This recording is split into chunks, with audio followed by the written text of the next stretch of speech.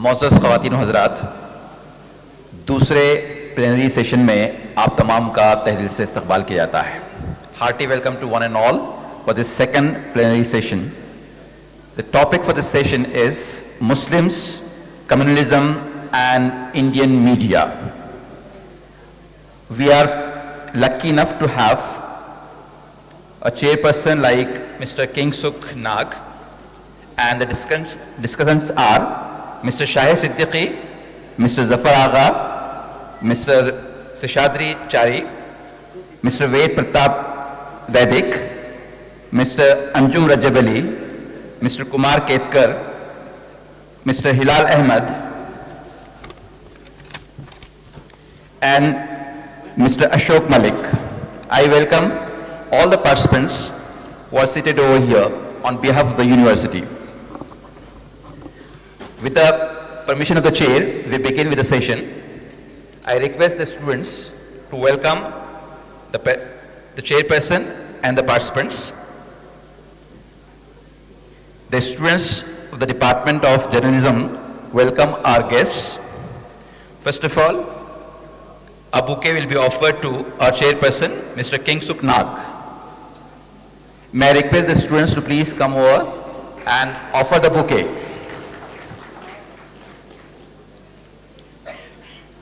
Now it's the turn of Mr. Shahid Siddiqui. We are welcoming Mr. Shahid Siddiqui. He is not there. Mr. Zafar Agha. Mr. Zafar Agha. Mr. Seshadri Chari.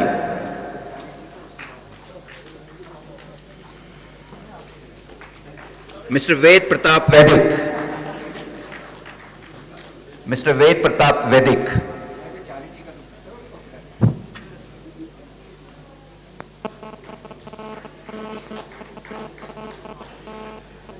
Mr. Anjum Rajab Ali.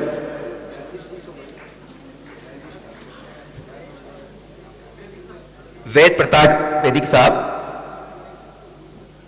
फिर जनाब रजब अली साहब,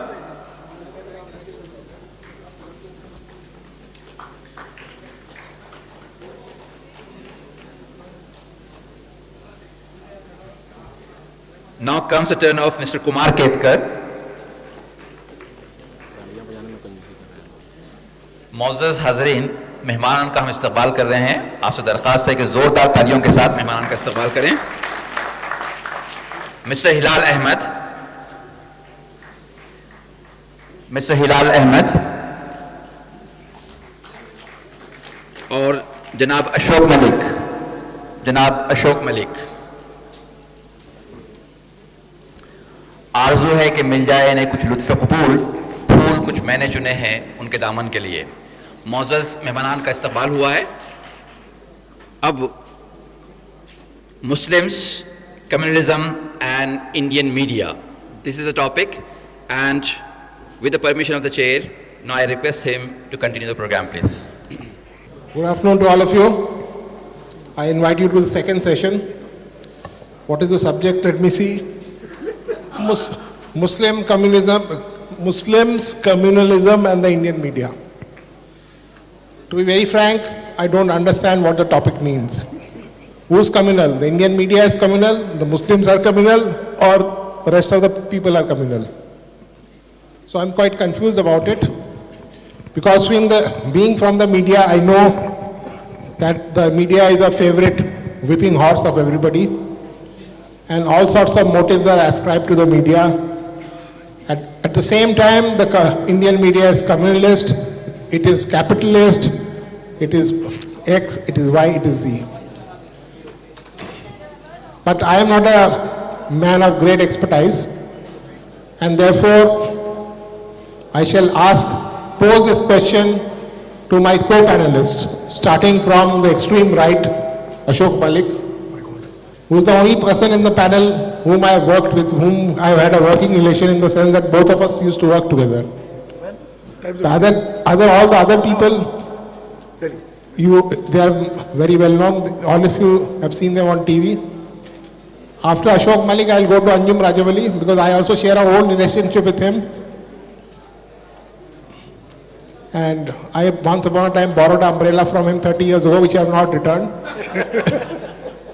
And when I met him today, first thing he asked me, where is my umbrella? So I'm going to ask Ashok Malik. Ashok Malik, do you think that the Indian media is communal? If it is communal, what does this word mean? And is it communal with respect to Muslims? Specifically, first question is, in the Indian media communal, A? B, is it communal regards the Muslims? Can you answer that? Can everybody hear me? Oh, great. Thank you.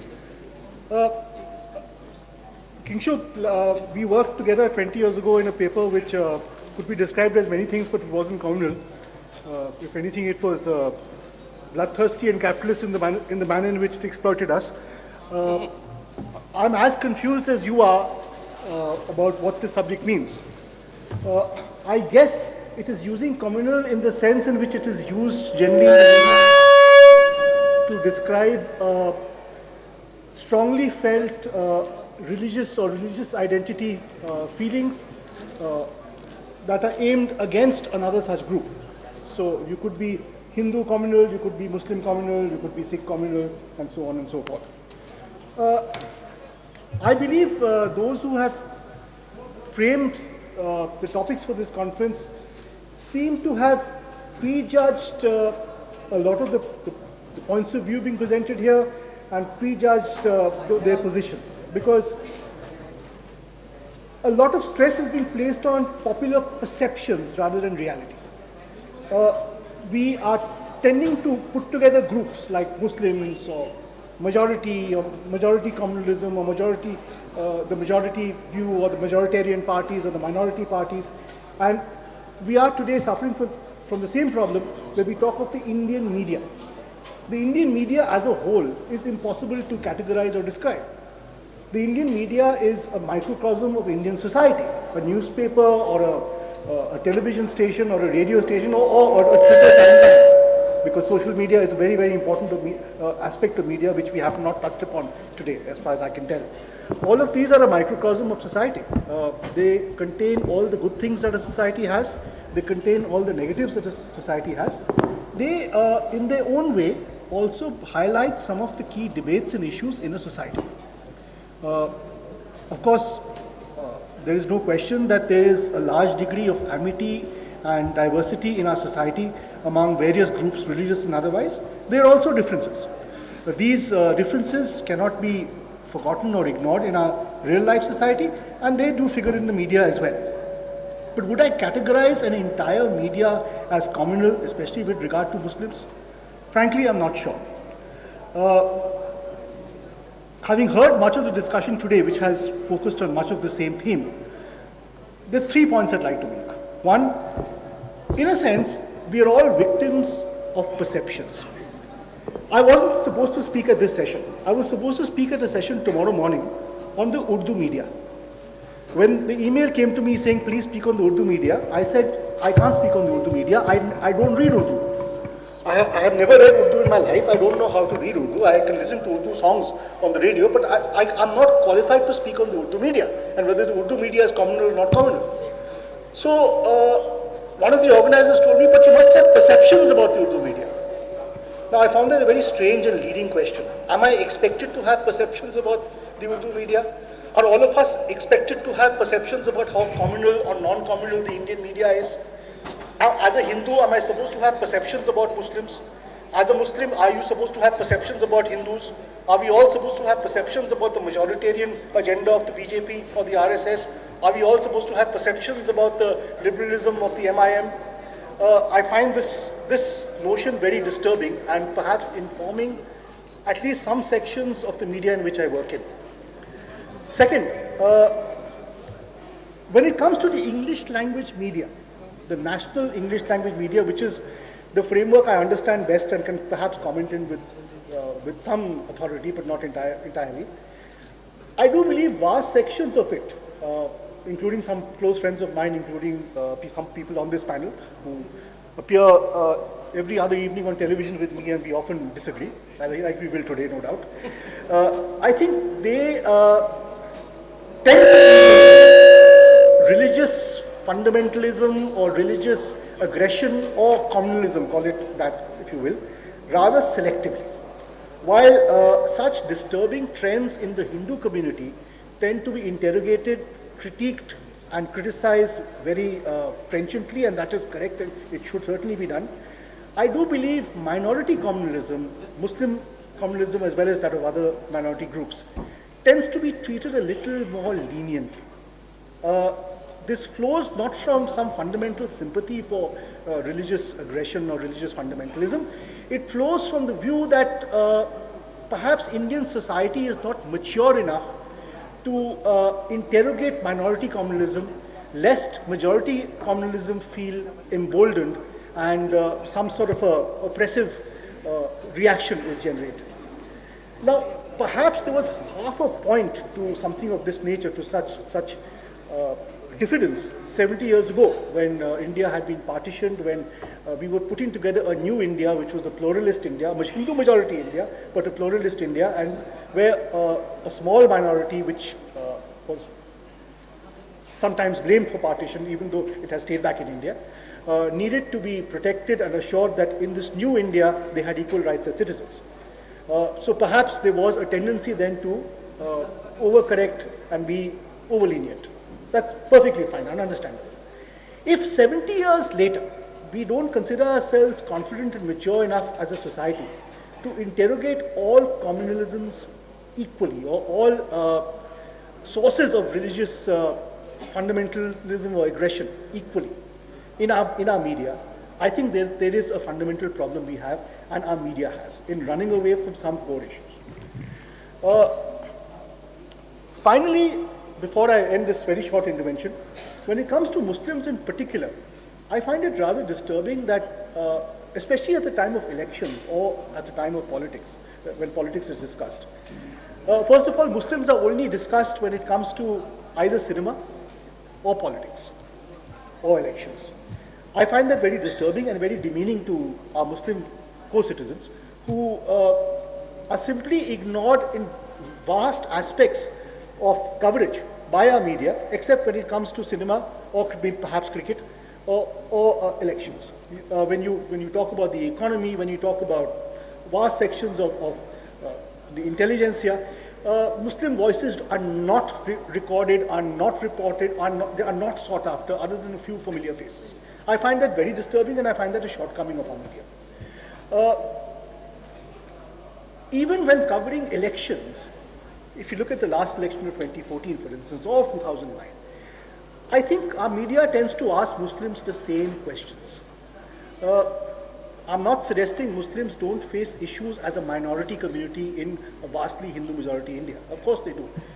A minority Hindu community faces questions in a vastly Christian majority, let's say Australia or New Zealand as well. Minorities, whether religious or ethnic, have peculiar problems of their own in any society. I fully appreciate that, and those should be recorded and covered by political reporters. That does influence voting trends, no question. But I would say some 90% of issues that exercise and motivate Muslims at the time of political choices or electoral choices are the same as issues that motivate or exercise Hindus or Christians for that matter.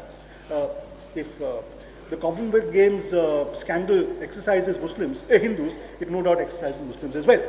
If the price of onions exercise and inflation, food inflation in general, hassles the Hindu voter, it no doubt hassles the Muslim voter as well. Yet, when we go to cover elections or cover political discourse, the Muslim is asked the same question over and over again. He is not asked about jobs, he is not asked about education, he is not interrogated about his child's future.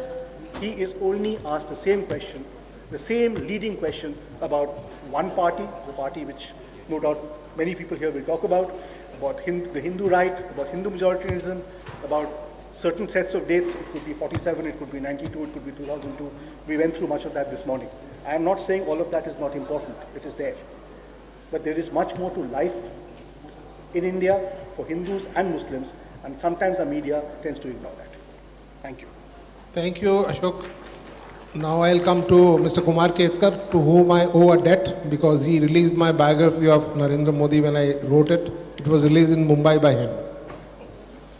So now, so I shall ask you a question. Do you think that the Indian Muslims are treated with kid gloves by the Indian media, or is it vice versa? In fact, I quite agree with Ashok, and I don't think either is true. But what surprises me is that suppose this type of a conference and with this subject, a seminar was held in 1957, 1958, most of the terms that we are using today would have been foreign to most of the listeners as well as speakers.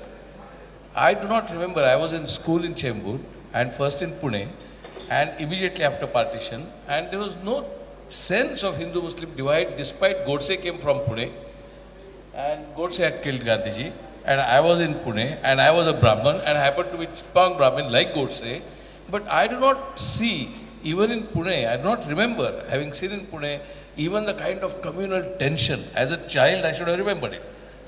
As a school child, I was in first and second, third, fourth year, and there was not exactly a cosmopolitan community living in Pune, Sadashivpet, and yet there was no sense of such anti-Muslim sentiment in Pune.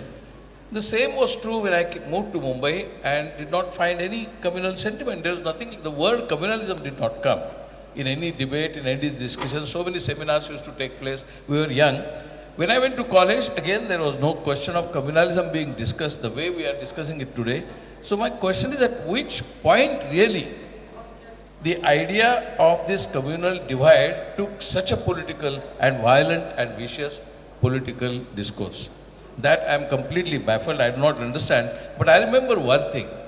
In 1980, when there was the Khalistani movement going on, and there were some attacks on newspapers like Punjab Kesari and some others in 1980, particularly after 1979, the Parliamentary Street riot.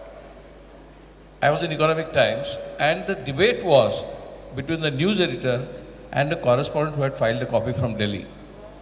And the correspondent had written that Sikh terrorists attacked something. My news editor changed that and said Sikh militants attacked. And the copy went back to Delhi. In those days of teleprinter, it was not like today, mobile phones and faxes and nothing like that. So he said, no, they are Sikh terrorists. Why are you converting? Why are you changing the word to Sikh militants? And then there was some debate in the newsroom whether we should use terms like Sikh extremist, Sikh militant, Sikh terrorists, Sikh fanatics, and then young boys influenced by Sikh fundamentalists. Now all these terms I encountered, despite at that point of time, my about 8 years in journalism, I encountered only after 1979. At that time, it was not so clear to many of the journalists, even in their late 20s, that fundamentalism and terrorism were also later on turned out to be synonymous. So the question is, at which point really, which is the cutoff point in society, when suddenly communalism becomes an agenda for discussion as well as an agenda for politics? Certainly not in the first Nehruvian era. Now some people want to give credit to him, some people don't want to give him. I personally would like retrospectively to give credit, considerable credit to Pandit Nehru, and the image and the ideology of Pandit Nehru loomed so large, perhaps because of that. I don't know, I may be wrong, something else may be the reason. But even in 1967 to 70, I did not see communalism as the agenda, except once some vague debate took place when Zakir Hussain became vice president, and in 1967-69, when Zakir Hussain's name came for the presidential candidature, at that time some RSS type of people used to say, oh, you are putting a Pakistani in the Rashtrapati Bhavan. But that also disappeared, and it did not really materialize. Later on, after Zakir Hussain's death, V.V. Giri was elected, and that debate also disappeared. Even during Indo-Pak War of 1971 and liberation of Bangladesh, when we used to patrol in our colony at night for the war, I did not find the Hindu-Muslim tension governing social life, social cultural life. There were about 5 young students in my school who were Muslim. I did not even recognize them as Muslim. There were about 22 Dalits, or in today's terms, OBCs, and I did not notice them as OBCs. Today, retrospectively, I realized that those boys were OBCs, some were Dalits and some were Muslims and so on and so forth. The question of knowing Shia and Sunni never appeared at all. So at which point this business of communalism has begun to encounter either in the media or in the political discourse is rather quite baffling, or rather I would say it is not so baffling either.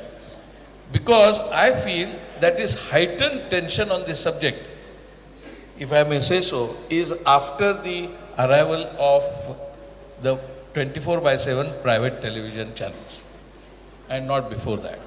In 1984, there was riot in Bhiwandi. In 1970 also there was riot in Bhiwandi, very close to where we stay, just about 18 kilometers from where I stay is Bhiwandi, and there were riots. But even that riot did not immediately had a snowballing effect in rest of Mumbai. It remained concentrated only in Bhiwandi. Bhiwandi and Mumbai is so close, Bhiwandi and Thane are so close. There was a little tension in Thane, but not much. Now, I have lived all my life in Mumbai and Thane, very close to Bhiwandi, and 1970 riots and 1984 riots were very, very vicious, very violent, but they did not spread. Now, how come even during the so-called Khalistani riots and Khalistani attacks, in which several thousand people were killed by the Khalistanis, it did not become an issue of communalism. Only issue it turned out to be communal was after 1984 riots, after Mrs. Gandhi's assassination. Till that time, rest of Mumbai or rest of India was not particularly concerned with the agenda called communalism. So my question rather than response to Mr. Kingshuk is, how come we do not exactly retrospectively understand at which point the idea of communalism had entered in the discourse? And I personally feel one of the reasons of its heightened status of the communalism and communalism agenda is after the arrival of private television 24/7. But let us also admit that private television comes after 1995. NDTV came after 1995, 24/7. Zee came in 1992 and Rath Yatra was in 1990. And in 1992, Babri Masjid was destroyed.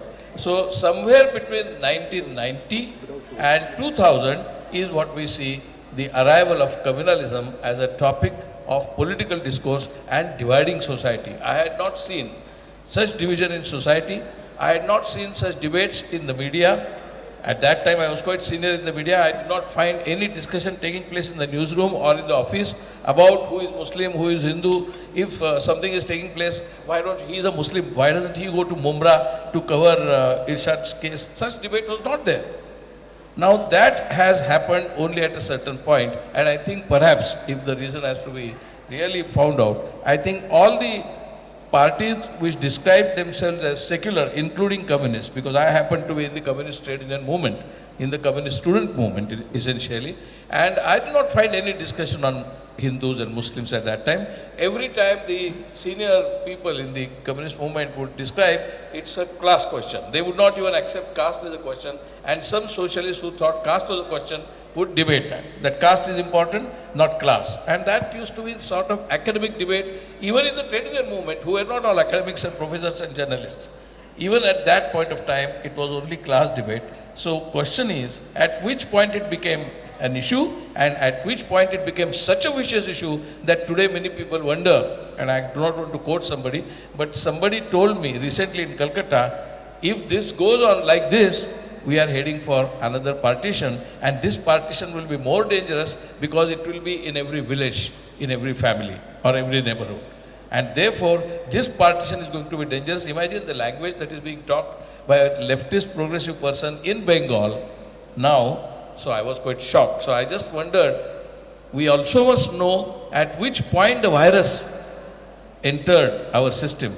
And if we know that virus at that point entered, perhaps we'll be able to kill and destroy that virus by identifying the elements and by isolating the elements. Thanks. Thank you very much. But before I go to the next thing, I'll also give my insight into this. I don't know when the virus entered, but I think the virus was always there. And the first communal riots in independent India happened in 1961 in Jabalpur. Whatever be the cause of the riots, Pandit Nehru went to Bhopal after a week or so, and he was distraught. He called up the congressman and said, "Where were you guys? You never went out to stop the riots. You were sitting at home like as if you were Parda women." In other words, what I'm trying to say was that the Congress party was slightly different from the BJP in the sense. The Congress party, the top levels had a veneer of secularism, and that was with Pandit Nehru and all the people in the central level. At the state level, the leaders were quite Hindu in that sense. So that virus was always there, and later as the ground became more fertile, and there were technological questions like the TV and then Ayodhya movement and all such things, and things started becoming worse with Mrs. Gandhi from the 1980s onward. This is my take. Not. Next I will come to Mr. Hilal Ahmed. He's the only person on the panel with whom I have no previous acquaintanceship. So I will ask him this question also. When do you think this virus entered the system, and why did the virus start exploding? When did the virus start manifesting? Thank you very much. My name is Hilal Ahmed and I'm not a journalist.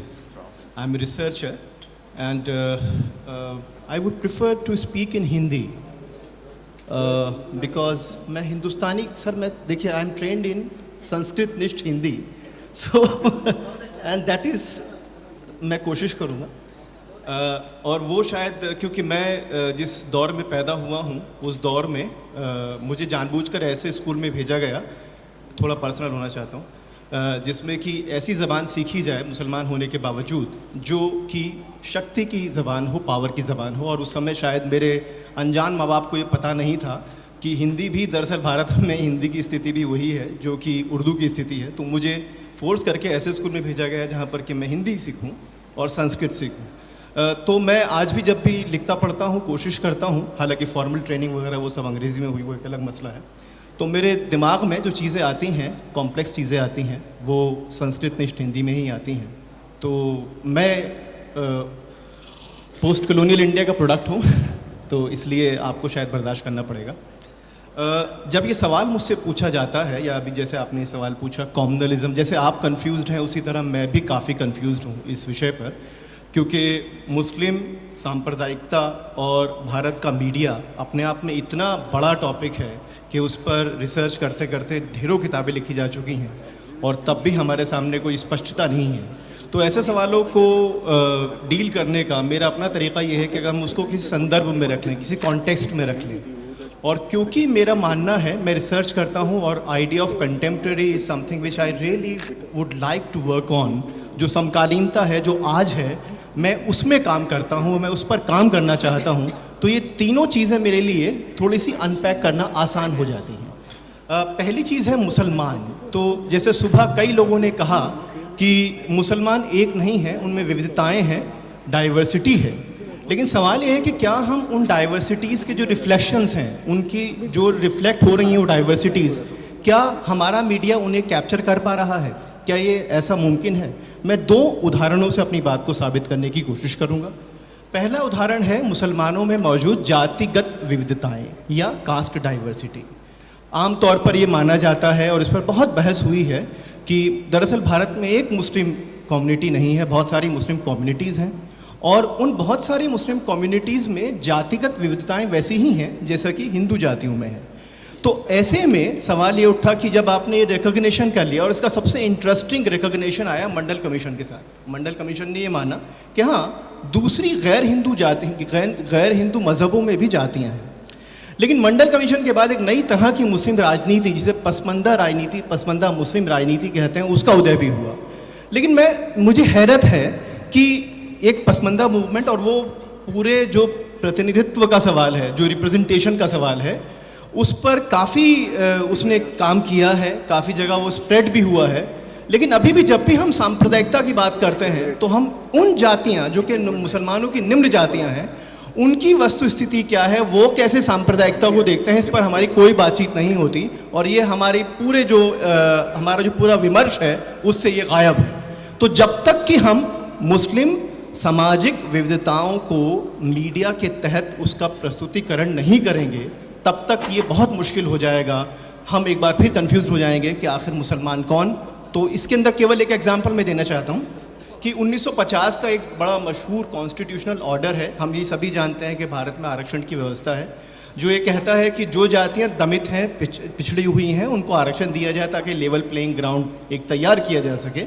लेकिन 1950 में इसी पर एक constitutional order आ गया और जिसमें कहा गया कि अगर आप हिंदू या सिख धर्म को मानने वाले हैं, और बाद में बौद्ध धर्म को जोड़ दिया गया, तभी आप एक जो कैटेगरी है शेड्यूल कास्ट यानी अनुसूचित जाति, आप उसके लिए क्वालिफाई करते हैं। तो एक तरीके से देखा जाए तो भारत में जो आरक्षण व्यवस्था है वो सांप्रदायिक है। लेकिन क्या इस तरह की सांप्रदायिकता पर हम बात करते हैं? मुझे नहीं लगता कि हम इतनी बड़ी बड़ी बातें करते हैं, लेकिन ऐसी सांप्रदायिकता जो कि हमारे अस्तित्व को और बहुत बड़ी जनसंख्या के अस्तित्व को प्रभावित करती है, इस पर मुझे नहीं लगता कि हमारा मीडिया कोई बात करता है। एक बात। दूसरा एग्जाम्पल है राजनीतिक विविधता का। अक्सर ये बात एक जाना जाता है मुसलमानों के मुस्लिम वोट बैंक।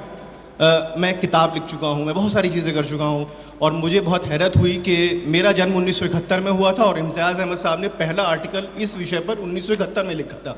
तो 3 जनरेशन अभी बदल चुकी हैं और मैं भी वही बात कह रहा हूँ जो इम्तियाज़ अहमद 1971 में कह रहे थे। तो वो जो रिकग्निशन है इस चीज़ का कि पॉलिटिकल डाइवर्सिटी एक चीज़ होती है, वो रिकग्निशन मुझे नहीं लगता कि हमारे सार्वजनिक विमर्श में आया है। तो ये बहुत ज़्यादा ज़रूरी है कि हम अपने सार्वजनिक विमर्श को संवेदनशील करें। इन बातों का केवल ये मैं कहकर अंत करना चाहता हूँ कि जैसे मैंने कहा कि सांप्रदायिकता क्या है, बहुत बड़ा सवाल है। सांप्रदायिक हिंसा का सवाल मुझे ज़्यादा परेशान करता है और मैं इसी पर एक रिसर्च भी कर रहा हूँ। 1992 के बाद जो सांप्रदायिक हिंसा हुई है, उस सांप्रदायिक हिंसा का चरित्र, और ये सवाल आपके सवाल से जुड़ता है, उसका चरित्र जो पहले होने वाली सांप्रदायिक हिंसा है उससे 3 मायनों में अलग है। पहला मायना ये है कि 1992 से, और ख़ास तौर से मुसलमानों के साथ, मुसलमान जिसमें शामिल थे, जिन जिन जगहों पर वायलेंस हुआ है, हिंसा हुई है, वो एक जगह पर सीमित रहे हैं, वो स्प्रेड नहीं किए हैं। पहले ऐसे होता था कि एक दंगा है और वो एक राज्य से दूसरे राज्य में वो स्प्रेड आउट करता चला जाता था, ऐसा नहीं हुआ। 1992 से लेकर 2002 और अभी हाल का मुजफ्फरनगर का दंगा, वो बिल्कुल मुजफ्फरनगर केंद्रित है। हम सर्वे भी करते हैं, मैं CSD से संबंध मेरा है। हमने सर्वे किया और हमने ये पाया कि मुजफ्फरनगर एरिया में हमने सवाल पूछा कि क्या ये दंगा आपके वोट देने की ताकत को प्रभावित करेगा। मुसलमानों से हमने ये सवाल पूछा तो उनका कहना ये था कि जी बिल्कुल करेगा और हम मुलायम सिंह से सख्त नाखुश हैं। लेकिन यही सवाल जब हम थोड़ा आगे गए, लखनऊ और दूसरे इलाकों में गए, तो ये बिल्कुल नहीं था। वहाँ पर मुसलमान पूरी तरह से मुलायम सिंह के समर्थन में थे। तो ये डाइवर्सिटी है, पॉलिटिकल डाइवर्सिटी, जिसका रिफ्लेक्शन है। लेकिन ज़्यादा बड़ी बात जो इसमें आती है वो ये है कि ये सीमित है। एक दूसरी बात, ये प्लान्ड है। जितने दंगे हुए हैं वो प्लान्ड है और एक स्ट्रक्चरली प्लान्ड है। उनकी एक संरचना है जिसमें राज्य की भूमिका बहुत ज़्यादा स्पष्ट तौर पर निकल कर आई है। इन प्लान दंगों में जो हुआ है वो सबसे इम्पॉर्टेंट ये है कि जो इकोनॉमिक आस्पेक्ट है, हाँ, सच्चर कमीशन रिपोर्ट की बहुत बात होती है, लेकिन सच्चर कमीशन रिपोर्ट को अनपैक करके देखना चाहिए। उसमें दूसरा चैप्टर जो है वो है परसेप्शंस का। परसेप्शन सर बहुत ज़्यादा इंपॉर्टेंट होते हैं। परसेप्शंस का चैप्टर है और उसमें सारे मुसलमान ये बात कह रहे हैं, अगर आप देखें वो बहुत सारी वर्कशॉप्स उन लोगों ने की थी, सारे मुसलमान ये कह रहे हैं कि ग्लोबलाइजेशन के आने के बाद से आर्टिजन क्लास तबाह हो गई है। सवाल ये है कि मुसलमानों का इतना स्ट्रॉन्ग एजर्शन ग्लोबलाइजेशन के लिए है, लेकिन क्या कभी हमारा सार्वजनिक विमर्श मुसलमान और ग्लोबलाइजेशन के सवाल पर बात करता है? मुझे नहीं लगता कि ऐसा कुछ होता है। तो एक बार फिर हमें ये बात, जो सांप्रदायिक हिंसा का सवाल है, वो कहीं ना कहीं पर लिबरलाइजेशन, ग्लोबलाइजेशन की नीतियों से जुड़ा हुआ है। अंतिम उदाहरण जो है वो ये है विमर्श का बनना। सांप्रदायिक दंगे हो रहे हैं लगातार, लेकिन सांप्रदायिक दंगे बहुत तेज़ी से रिप्लेस होते हैं एक और विमर्श से, जैसे गुजरात 2002। गुजरात 2002 में मज़ेदार बात यह है कि बीजेपी ने भी उसको उस तरह का मतलब एग्जाम्पल बनाकर नहीं रखा। अगर आप 1989 और 92 के बीच में होने वाले दंगों को देखें और 2002 के दंगों को देखें, तो 2002 में जो हिंसा हुई थी उसको विकास के विमर्श के साथ उसको बदल दिया गया। मतलब everybody started talking about development.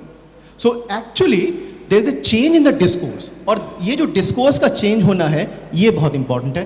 अपनी आखिरी बात मैं कहना चाहूँगा, सुबह से ये बात हो रही है स्टीरियोटाइप्स की। मुझे लगता है कि स्टीरियोटाइप्स जो है फिलोसॉफिकल पॉइंट है, थोड़ा सिंपल करने की कोशिश करूँगा। स्टीरियोटाइप्स और कॉमन सेंस में फ़र्क होता है। स्टीरियोटाइप बहुत सारे हो सकते हैं, लेकिन कभी कोई चीज़ अगर कॉमन सेंस बन जाए तब दिक्कत हो जाती है। तो मीडिया का एक मुसलमानों को लेकर एक कॉमन सेंस है जो कि स्टीरियोटाइप से आगे है। बहुत सारे लोग हैं, बहुत सारे पत्रकार हैं, बहुत सारे अलग अलग तरह के मीडिया हैं जो ये बात करते हैं कि स्टीरियोटाइप नहीं होने चाहिए, लेकिन एक कॉमन सेंस है। और वो कॉमन सेंस क्या है, और वो बहुत स्ट्रॉन्ग कॉमन सेंस है, वो है कि हिंदुस्तान में दरअसल एक ही मुस्लिम कम्युनिटी है। जब तक ये कॉमन सेंस नहीं टूटेगा तब तक स्टीरियोटाइप बरकरार रहेंगे। एक एग्जांपल सिर्फ आपको देना चाहता हूँ कॉमन सेंस का। मैं फिल्में कम देखता हूँ, लेकिन कुछ फिल्में देखी मुझे तो बहुत उसमें दिलचस्प 2-3 सीन मुझे याद आते हैं। राजकुमार हिरानी हम सभी जानते हैं, 3 इडियट फिल्म हम सभी जानते हैं। उसमें एक ऐसा मुसलमान कैरेक्टर है जो कि हमारे जैसा, मेरे जैसा मुसलमान है, जो हिंदी बोलता है और उसका बाप उसे इंजीनियर बनाना चाहता है वगैरह वगैरह। उस तरह से मुसलमान का एक ऐसा पोर्ट्रेयल है जो कि आम तौर पे स्टीरियोटिपिकल नहीं है। लेकिन इसी फिल्म में एक ऐसा सीन है जो कि कॉमन सेंस से आता है, और वो कॉमन सेंस क्या है, जब वो तीनों दोस्त अपने दोस्त को ढूंढने शिमला पहुंचते हैं तो उनको, जब वो शिमला में बात कर रहे हैं, पता पूछ रहे हैं, तो उसके पीछे back of the scene is going on, और उसके पीछे एक व्यक्ति 4 महिलाओं को खड़ा कर कर फोटो खींच रहा है। इससे सीधा एक कॉमन सेंस निकलता है कि एक मुसलमान 4 शादियां करता है। तो जब तक ये स्टीरियोटाइप्स, जी बुरखे में है, जी, तो जब तक इस तरह के कॉमन सेंस हैं तब तक बहुत मुश्किल है कि हम इतने बड़े टॉपिक को कवर करें। बहुत बहुत शुक्रिया।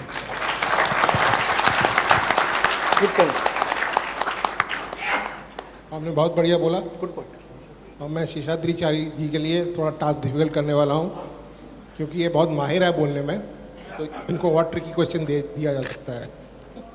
तो आप हमको बताइए कि ये जो फीलिंग है Muslims are stereotyped by the Indian media, you think? And does the Indian media and Indian people by and large recognize that the Muslim community is not one and they are varied communities? इसके बारे में आप क्या बोलेंगे? We are all in the vicinity of 5 kilometers from where we stay. There's so many Muslim poets. ये तो मेरे लिए बहुत मुश्किल सवाल है, खास करके कोई फिल्म और आमिर खान ना आपने कहा, हाँ, तो ये तो और भी कठिन है। At least you said you were born in 71 and 1969 was the last film that I saw. My God. उसके बाद मैंने फिल्म ही नहीं देखा, and I was the member of the censor board. और आप मुझे पूछ रहे हैं आमिर खान के बारे में, बड़ा मुश्किल सवाल है। But I fully endorse the views. Hilal साहब ने जो व्यूज़ रखे हैं वो बिल्कुल सही है, और ये मैंने देखा नहीं, but if what you have explained is true, obviously it must be true. I don't know why Muslims did not protest. और अच्छा हुआ कि आमिर खान ने बनाया। कोई और क्या नाम बताया आपने, वो हिंदू का नाम नहीं बताया ना, कोई प्रोड्यूसर ईरानी, वो हिंदू है? अच्छा, वो ईरानी हिंदू है कि पारसी है? अच्छा, सिंधी, हाँ। तो वो अगर बनाया होता तो I am sure they would have been, वो फिल्म भी बैन हो जाता और अच्छा बिक जाता। But you have given me lot of good ideas. आपने कहा मुस्लिम सांप्रदायिकता पर आपने कुछ लिखा है, 3 किताबें लिखी हैं आपने, एक लिखी है 2 लिख रहे हैं। I am sure that's a good way to make money.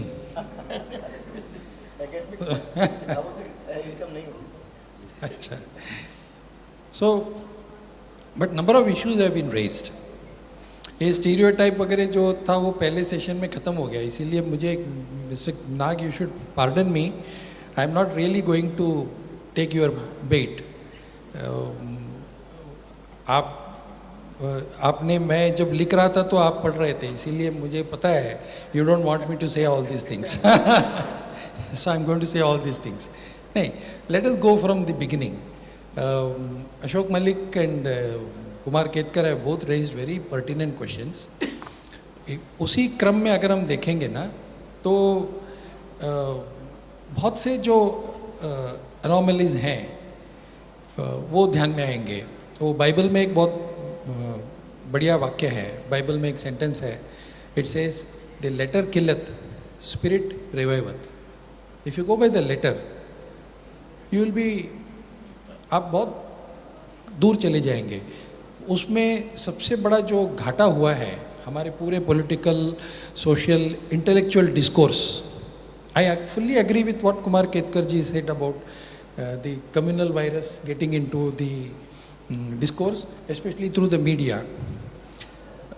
Originally, agar you would educate me better, Marx also speaks of communes.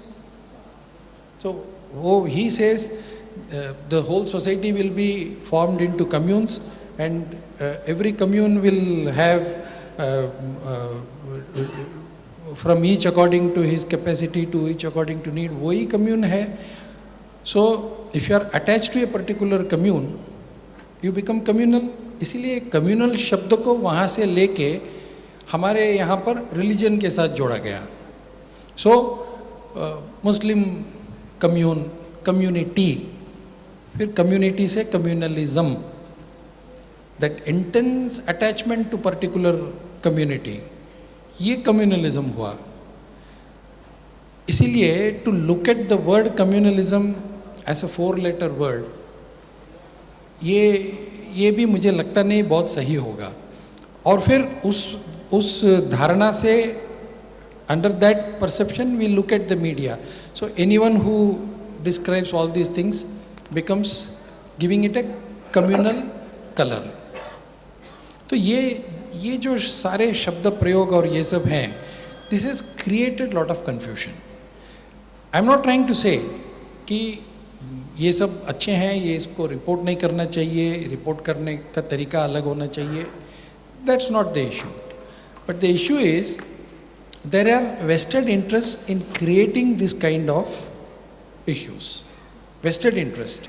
And increasingly we all fall into the laps of those vested interests. In some manner or the other, in some way or the other, at some time or the other. ये हम सतत करते जाते हैं.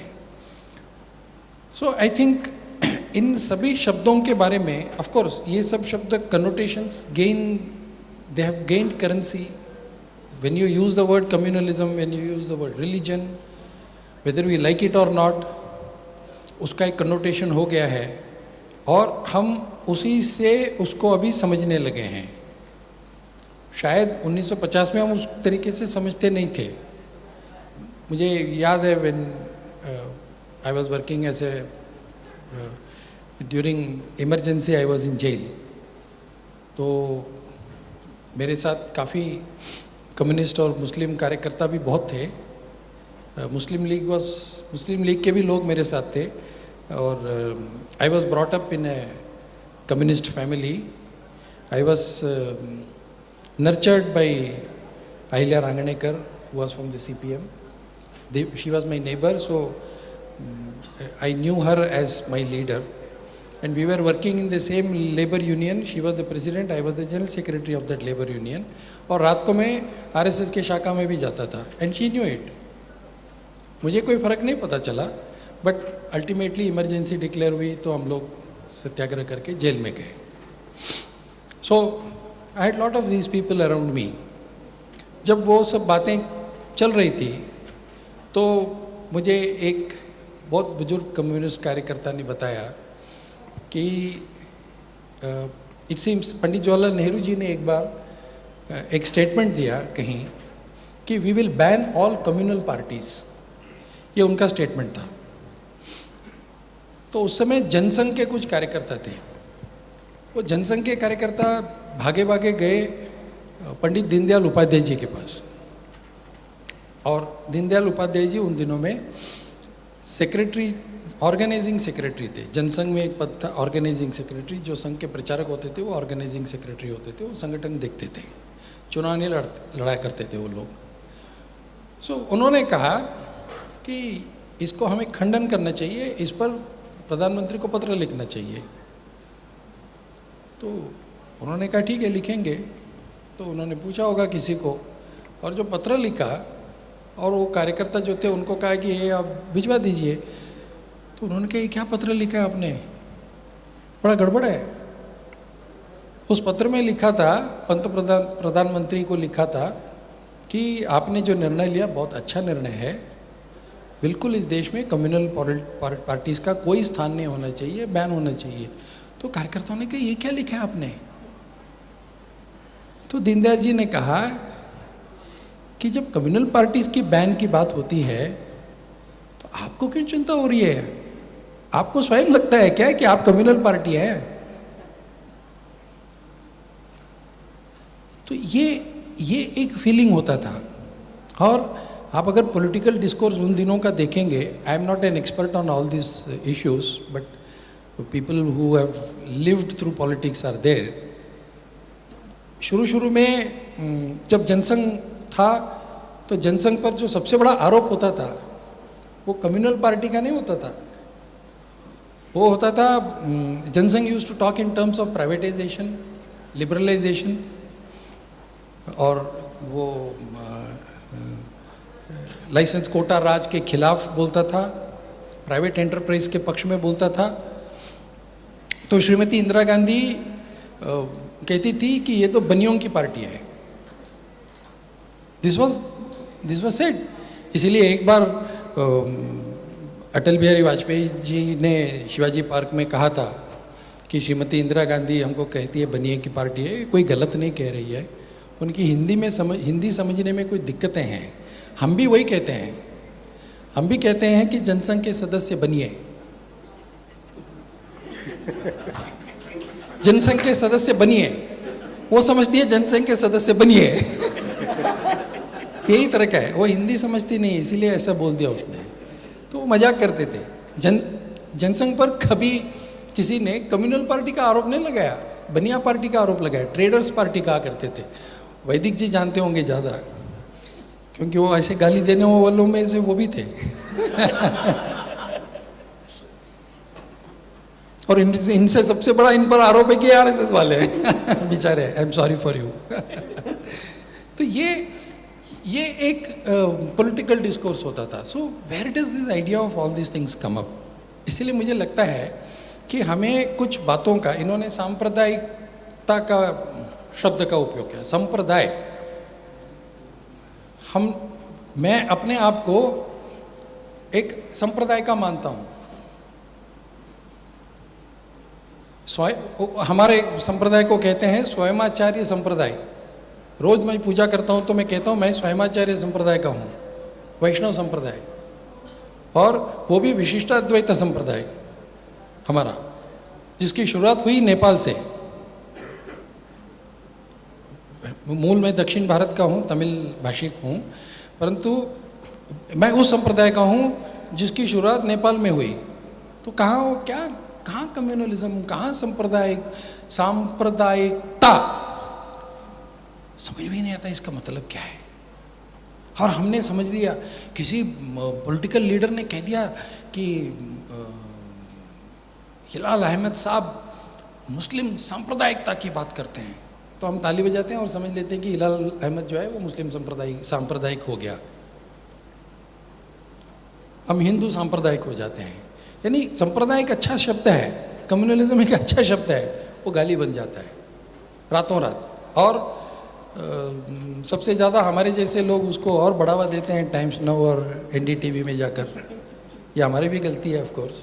और हम अगर कहते हैं कि नहीं आप जो कह रहे हैं वो गलत है, ये सांप्रदायिकता नहीं है, तो मुझे एक बार, मैं उस टीवी का नाम नहीं बताऊंगा, वो गेस्ट कोऑर्डिनेटर ने पूछा कि इस पर आपका क्या राय है। तो मैंने कहा जो कांग्रेस पार्टी का कहना है बहुत अच्छी बात है, कांग्रेस के सदस्य ने जो कहा है बड़ा अच्छा है। नहीं, हम एक ऐसा व्यक्ति ढूंढ रहे हैं जो कांग्रेस को गाली दे सकता है, आपका क्या राय है इस पर? मैंने कहा नहीं वो क्यों कहना चाहिए, उन्होंने जो कहा सही कहा है। ठीक है sir, we will get back to you. They never get back to me. उनको मज़ा नहीं आएगा जो राजदीप ने बताया। अब मैं उस चैनल का नाम नहीं बताऊंगा, राजदीप नहीं है फिर भी नहीं बताऊंगा। लेकिन नहीं बुलाते हैं वो। So this is the role of media. So you have to understand all this things and we have to take out of all these things. Communalism, इसमें method of worship is very important. I was working for United Nations. मैं United Nations में I was consultant on governance. तो मेरी posting हुई South Sudan में. अभी South Sudan is now become an independent country. तो मैं जुबा में था और जुबा के आसपास बहुत जगह गया हूँ. जुबा is the only developed city, बाकी सब छोटे छोटे कस्बे हैं literally. So I was only Indian, और बहुत वर्षों के बाद एक इंडियन के नाते वहाँ गया था. सो आई यूज टू, जब हमारी शुरुआत हुई, we use to go and speak to the local community people. हमारा जो, मेरा जो, they give one assistant to everybody. थोड़ा 2 मिनट, सॉरी. तो मेरा जो असिस्टेंट था वो था जोसेफ हकीम वोई. तो मैंने कहा, Mister Joseph, you are a Christian? उसने कहा, नो. नहीं, आपका नाम जोसेफ है. उसने कहा, नहीं, जोसेफ, देख, somebody called me Joseph, so I am Joseph.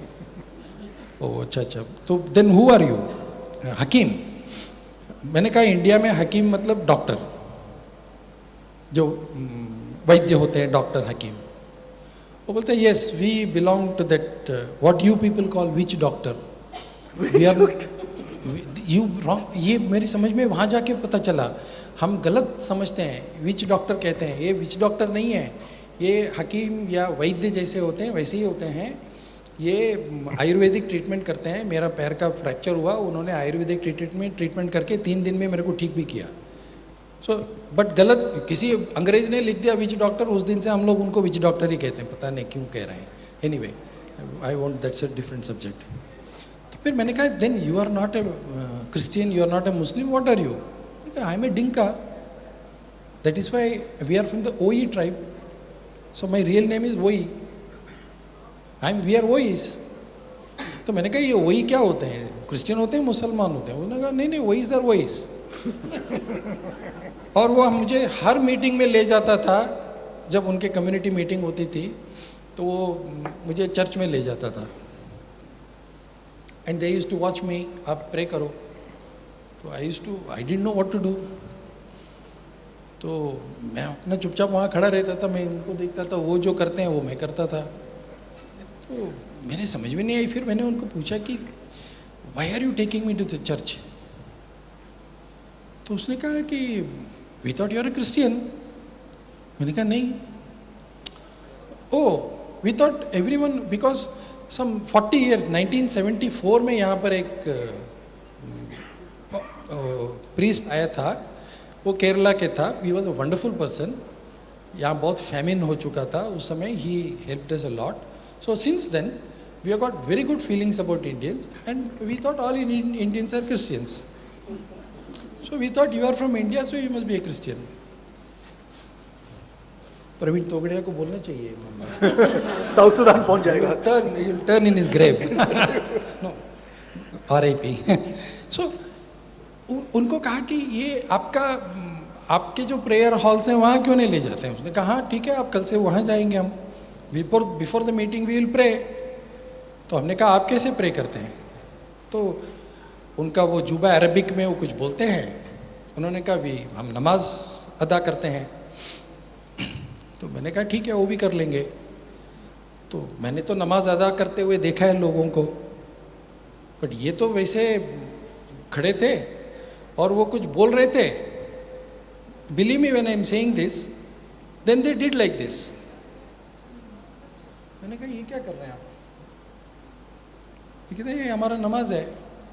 नहीं, आप बोल कुछ रहे हैं अरबिक में और कर रहे हैं कुछ ऐसा, क्या चक्कर क्या है? उनका, आपको क्या, आपका क्या प्रॉब्लम क्या है आपका? यानी मैं समझ रहा था कि मैं बहुत जानता हूँ, वो मुझसे काफ़ी आगे थे वो लोग. So this is their method of worship. नमाज अदा करना भी मेथड ऑफ वर्शिप है.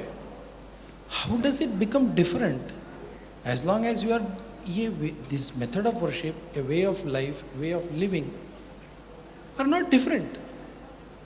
किसी गांव में जाइए, आप केरला का कोई न्यूज़पेपर ले लीजिए या तमिलनाडु का एक न्यूज़पेपर ले लीजिए और उस न्यूज़पेपर में वो मैट्रिमोनियल कॉलम देखिए. वो मैट्रिमोनियल कॉलम में देखेंगे तो वो आपको, आपने जो कहा वो बहुत सही कहा. उस मैट्रिमोनियल कॉलम में देखेंगे तो आपको पता चलेगा कितने प्रकार के मुसलमान हैं, कितने प्रकार के क्रिश्चियन हैं. तो अमुक अमुक परिवार का अमुक अमुक तरीके का क्रिश्चियन को अमुक अमुक तरीके का ही लड़की चाहिए. हाँ, क्रिश्चियन ब्राह्मण गोवा में. सो ये एक हमारा एक हेट्रोजीनियस समाज है.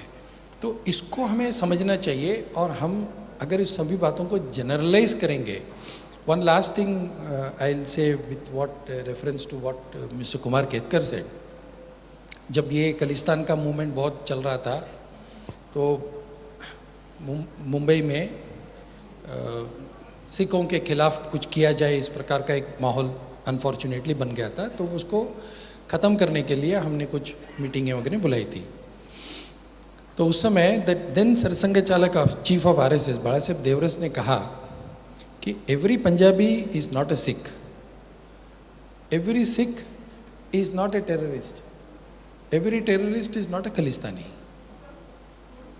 इसलिए ये जनरलाइज करने वाली जो बात होती है, उस जनरलाइजेशन से हमें थोड़ा हटकर समाज को देखना होगा। We are all equally responsible for creating a peaceful atmosphere in the society, and we are all equally responsible for creating discord. So if we have to look at that, instead of trying to find out when this virus came in, it is better to get together and fight the virus and get it out. So that will be a much better idea of progressing from now, from here. ऐसा ये मेरा एक विश्वास है, तो I think we can discuss it further. Thank you.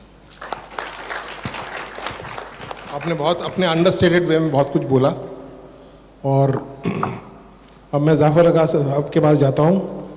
मैं उनसे पूछता हूँ कि इंडियन मीडिया क्या रिस्पॉन्सिबल है इस वायरस को बढ़ाने के लिए, कि सोसाइटी को वो ठीक तरह से समझती नहीं है, गलत रिप्रेजेंटेशन करती है, इसके बारे में आपका क्या कहना है? I think there's been a lot of debate on the topic itself, and rather than going a little deeper into it, and there is very genuine reason for Kinshuk Nog, Ashok Malik, and other friends to feel baffled about it. That what does it mean?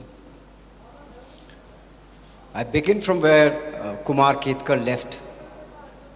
Rather go back to him. You know, in early 1980s, I joined journalism. And the first riot that I covered was in Old Delhi area. And there was no difference, as Kumar said, who is Muslim, who is a Hindu in the newsroom. Was it a communal riot? It was a communal riot. It was reported like an event, like any other event, and things were over. Then situation was normal. And most of the riots were reported like that. Meerut, Malyana, I remember reporting that. I've seen people dying. Congress got the flak for it, lost it 89 elections. But they would look at communal riots. Things only began to change in early 1990s, as you've pointed out, when communal riots sort of blended with politics, and it became a means of mass mobilization, which we witnessed during the Yatra Yatras and Babri Masjid demolition, later on, the training. So, from the early 90s, as Kumar said, that this word communalism became a very major discourse. Earlier, before that, secularism used to be a major discourse rather than the word communalism. And now, slowly, but surely, and very steadily, the word communalism in media became very dominant and became a discourse, so on and so forth. But I must say that as far as the role of English, when here it's media, as one of the speakers here said, it's such a vast thing. You have hundreds of media in this country: Marathi, Hindi, Urdu, Gujarati, Bengali, Kashmiri, what-not. I am talking about, at the moment, what the English media. And as I said, that it baffled my friend Kinshuk, Kumar, others. I remember demolition of Babri Mosque. The first protest demonstration that started in Delhi was from the Press Club of India. There was no question of Hindu Muslims. Front page editorial in Times of India, darkness at noon. My own magazine at that time, India Today, national shame. So of course, anybody associated with English media would be baffled that how come anybody can imagine the credibility of Gujarat riots, for instance. I mean, the way Rajdeep went deep into those localities and reported directly from the, and we all know in media men what kind of problems he had to face. I mean, there can't be more fair and accurate and just stand that the English media had taken on issues like Babri Mosque, like Gujarat riots, anything. But simultaneously, as Ram this morning pointed out, there was other media as well. We should not forget that. He quoted reports that the Hindi media acted as car sevaks. And I've read I don't want to name any newspaper, but one newspaper that became popular at that time, Hindi in UP, was no less than car sevak. Or the Gujarati media, he said, I've not read that, I can't read Gujarati, but he said it. Press Council analyzed their role. From that time, in those incidences, there certain suspicions started within the Muslim minority about the role of the media. And it's rather surprising for everybody,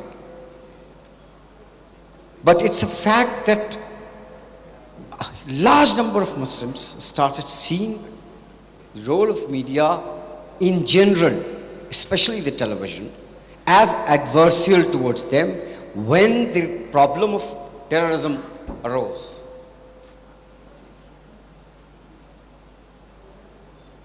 कहीं एक बम फट जाए और media का जो attitude generally उस वक्त दिखाई पड़ता था वो ये कि उसको जैसे मुसलमानों में एक लफ्ज़ इस्तेमाल होता है वही आई हो कि ये इसमें सिवाय मुसलमान के और कोई है नहीं और ये टेररिस्ट है and the entire community was painted sort of as terrorist. वहाँ से एक डाउट शुरू हुआ और एक एडवर्सियल ये परसेप्शन काफ़ी हद तक, चूँकि मैं कम्युनिटी से ज़्यादा इंटरेक्ट करता हूँ, उनके जहनों में बैठ गया। और टेलीविज़न के बारे में जैसा राजदीप कह के गए और जैसा हम सब जानते हैं, उसने जो स्टीरियोटाइपिंग की कि there is only one kind of Musalman, he is virtually a terrorist, a fundamentalist. There can't be any other Muslim. Seema Mustafa cannot be a Muslim representative. She can't speak on Muslim affairs. Only Imam Bukhari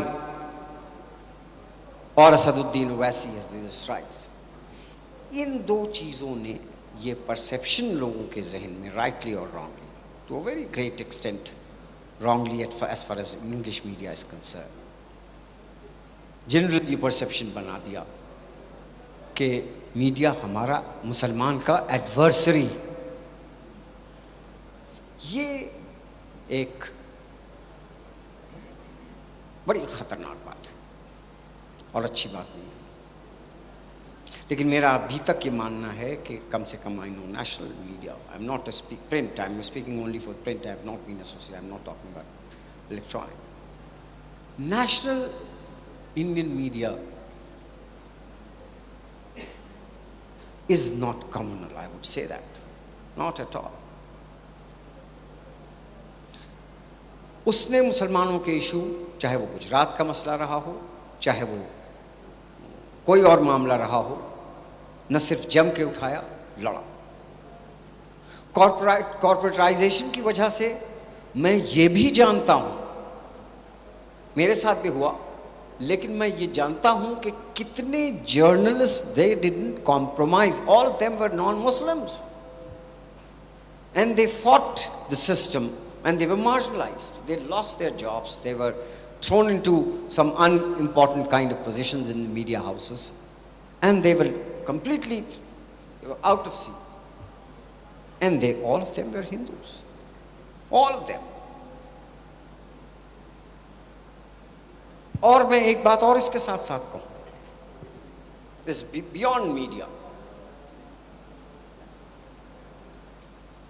कि मुझे पूरा यकीन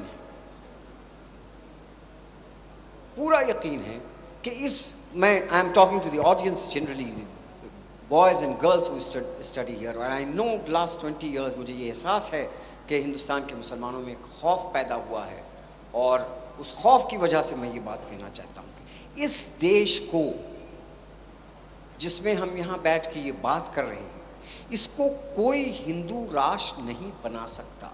इसलिए नहीं कि मुसलमान इसको रोकने के लिए तैयार हैं, बल्कि इस देश के हिंदू, मैं दूसरा शब्द इस्तेमाल करता हूँ, मैं ये नहीं कहता कि इस देश को हिंदू, मैं कहता हूँ कि इस मुल्क को कोई दूसरा हिंदू पाकिस्तान नहीं बना सकता, क्योंकि इस मुल्क के हिंदू को ये चीज़, मेजॉरिटी हिंदू को, 90% हिंदू को ये बात मंजूर नहीं, बिल्कुल नहीं। ये खौफ आप अपने दिल से निकाल दीजिए। Nobody wants it. Even RSS, I believe, it's more tactics rather than strategy, rather than a sincere fascist state. No. They don't want it. उसका कारण, उसकी वजह है, और उसकी बहुत इंपॉर्टेंट वजह है, ये देश हिंदू पाकिस्तान क्यों नहीं बन सकता। देखिए, हम मुसलमान, ज़रा सा अपने बारे में भी आपको सोचना होगा, ऐसे काम नहीं चलता। ताली दोनों हाथों से पड़ती है, और मैं दोनों के बारे में बात करता हूँ, और आजकल तो सिर्फ आपके बारे में लिखता हूँ और किसी के बारे में लिखते ही नहीं। देखिए, मुसलमान और हिंदू में और दूसरे कम्युनिटीज़ में जो फ़र्क है, उसको आपको मानना पड़ेगा। और उसी की वजह से मेरी पूरी पिछले 10 बरस में मेरी बहुत स्टडी रही है इस इशू। जो प्रॉब्लम, ये मत समझिए कि खाली प्रॉब्लम हिंदू के साथ है, वो आपको वो करना चाहता है, ये मत समझिए। प्रॉब्लम आपको अपने बारे में भी सोचनी है, और बहुत सीरियसली सोचनी है। अगर कोई ऑनेस्ट डिबेट करना है और कोई ऑनेस्ट किसी नतीजे पे पहुंचना है, वरना जज्बाती बातें बहुत होती रहती हैं। और वो डिबेट आपको, वो बात ये है तय करने की है कि दुनिया की तमाम societies, including the Hindu society, और खाली हिंदू नहीं, कमोबेश सब लोग, कॉलोनियल एरा के बाद या उसके साथ साथ उनका एवोल्यूशन हुआ है।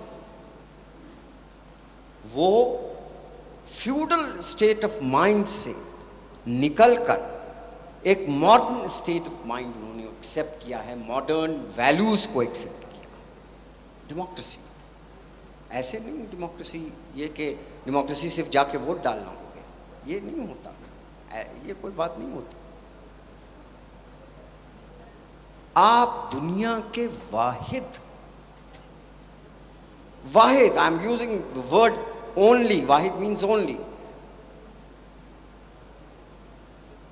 मुसलमान कौम है जो 1952 पहले हिंदुस्तान के इलेक्शन से 1914 तक के इलेक्शन तक अनइंटरप्टेड वोट डालते जा रहे हैं, और किसी ने आपको आज तक ये नहीं रोका कि आप किस पार्टी को वोट डालें। आपने बीजेपी को हराया, बीजेपी हार गई। आपने राजीव गांधी से नाराज हुए, उसको हराया, हार गई। ये दुनिया के किसी मुसलमान को ये वोट, पाकिस्तान में बराबर में 10 बरस अगर कोई मुसलमान वोट डाल देता है तो बड़ी बात हो समझी जाएगी। You are the only Muslims in the across the globe, and I think in history, who have uninterruptedly voted from 1952 till now. तो मैं जो बात कह रहा था वो ये कह रहा था कि हमारी सोसाइटी का इवोल्यूशन नहीं हुआ। हम फ्यूडल स्टेज को, फ्यूडल वैल्यूज को शरिया की हद तक मानने लग गए। दूसरी सोसाइटीज, हिंदू सोसाइटीज का reform, it's a historic reality, उनका रिफॉर्म हुआ। वो अब एक थियोक्रेटिक स्टेट नहीं बना सकते, और नहीं बनाएंगे, उनको ये बात बहुत अच्छी तरह मालूम है कि वो उनके अपने हक में नहीं। इसलिए ये डर अपने दिल से निकाल दीजिए कि ये हिंदू पाकिस्तान बनेगा। आपके जो राइट्स हैं वो राइट्स रहेंगे, उसके साथ जातियां हो सकती हैं, होती हैं, होंगी। अब आप को ये तय करना है इसके साथ, इस डिबेट के साथ, कि आप इवॉल्व होना चाहते हैं, नहीं इवॉल्व होना चाहते। मीडिया ने आपके साथ जाति, जैसे बिल्कुल टेररिज्म के इशू के ऊपर खुली जाति की गई मीडिया में। एक और जितने केसेस हो रहे हैं कोर्ट तक पहुंच रहे हैं, उसमें सब जगह जो लोग कैद पकड़े गए थे, गिरफ्तार किए गए थे, उनके जिनके साथ टॉर्चर हुआ, जिनके साथ जुल्म हुआ, आई नो मेनी पीपल, देवर 10-10 साल बाद जेल में रहने के बाद उनको छोड़ दिया गया और मीडिया ने उनका वर्चुअली मीडिया ट्रायल करके उनको टेररिस्ट डिक्लेयर कर दिया। और उस वक्त ये परसेप्शन मेरे ख्याल से बहुत कॉन्शियसली भी बनाया गया, as if and to create an enemy within for political reasons, कि पूरी कम्युनिटी टेररिस्ट है, उसमें आपके साथ जाती। लेकिन उसी के साथ साथ आपको ये नहीं भूलना चाहिए कि वही हिंदू, तीस्ता शीतलवाद का बड़ा नाम लिया जाता है, कौन है वो? Who is she? Was she born in some Sayyid family? खाटी ब्राह्मण। इस मुल्क में अगर कम्युनलिज्म को भी किसी ने लड़ा है, सीमा कोई इशू पे मीटिंग बुलाती है तो उसमें कम्युनलिज्म के खिलाफ कुछ करने के लिए तो 8 हिंदू होते हैं और 2 मुसलमान होते हैं।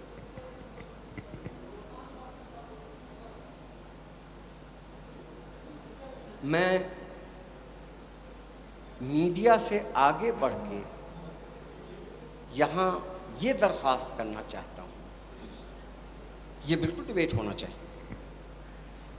आपने जो डिबेट किया है वो बहुत अच्छा डिबेट है, बिल्कुल होता रहना चाहिए। लेकिन अब इस बात का भी वक्त आया है कि हमको ये भी तय करना होगा और ये भी सोचना होगा कि हम अपने गले में झांक के देखने की हिम्मत रखते हैं या नहीं रखते। डरिए मत, मत डरिए। ये बहुत बड़ा मुल्क है, ये बहुत बड़ा मुल्क है और बहुत अजीम मुल्क है। यहाँ डेमोक्रेटिक ट्रेडिशंस और सेकुलर ट्रेडिशंस नहीं ख़त्म किए जा सकते, ये मेरा कन्विक्शन, बिल्कुल नहीं ख़त्म किए जा सकते और ना कोई ख़त्म करेगा इसको। आप सिर्फ एक जो ऑब्जेक्शन है, मुझे यहाँ पे एक चीज़ आके ये एहसास हुआ कि सुबह से यहाँ कोई दूसरी बात ही नहीं हो रही, Muslim media, international affairs, Muslim media. बाबा इस नैरो उससे निकलिए। I am talking to the Muslim audience here. इस नैरो उससे निकलिए और अपने को, आप क्यों पीछे रह गए? ये डिबेट क्यों नहीं हुआ? ये क्यों नहीं हुआ कि हम इतने हमारे यहाँ परसेंटेज ऑफ लिटरेसी इतनी कम क्यों है? हमारी लड़कियाँ, यहाँ लड़कियाँ नहीं बैठी हुई, 4 लड़कियाँ नहीं बैठी हुई हैं इस डिबेट। हमारे यहाँ ये बात क्यों नहीं हो रही? सो मत डरिए, मीडिया आपका दुश्मन नहीं है। टाइम टू टाइम उसके यहाँ उसने पॉलिटिक्स प्ले की हो, लेकिन national media had been very fair. Regional media ने ज़्यादतियाँ की होंगी, टेररिज्म के भी इशू के ऊपर ज़्यादतियाँ हुई। मीडिया में जो कॉर्पोरेटाइजेशन हो रहा है वो कॉर्पोरेटाइजेशन सिर्फ मुसलमान के लिए नहीं है, उसके इश्यूज दूसरे हैं, वो एक अलग डिबेट है। और आपको खौफ के दायरे से उठ के आपको अब अपने अंदर के भी सवाल करने होंगे, ढूंढने होंगे, तभी आप किसी एक बड़े सलूशन पर पहुंच सकते हैं। Thank you. समय बहुत हो गया है, हम शायद टाइम क्रॉस कर गए हैं, तो वैदिक जी को मैं कोई प्रश्न नहीं पूछूंगा, खाली उनसे मैं रिक्वेस्ट करूंगा कि संक्षिप्त में अपने बात बोले। मैं जानता हूं वो बहुत अच्छा वक्ता है, तो 1 घंटा 2 घंटा भी भाषण दे सकते हैं, पर थोड़ा संक्षिप्त पे अगर बोले तो आभारी हूँ मैं। Thank you sir. सदर साहब और हाजरीन, कहने के लिए मेरे पास यूँ तो कुछ नहीं है। मुझे तो यहाँ आकर ही इतना मज़ा आ रहा है कि बस सुनता रहूँ। बहुत अच्छा लग रहा है हैदराबाद आकर इस कॉन्फ्रेंस में बैठ। और जैसा कि किंशुक नाग साहब ने कहा कि कहूँ तो इतना कहूँ कि आप कहें कि लंतरानी है। 3 लफ्ज़ हैं, मुस्लिम, फ़िरका परस्ती और मीडिया। इन तीनों पर जी करता है कि आप साहिबान के साथ 1-1 घंटा बहस करो।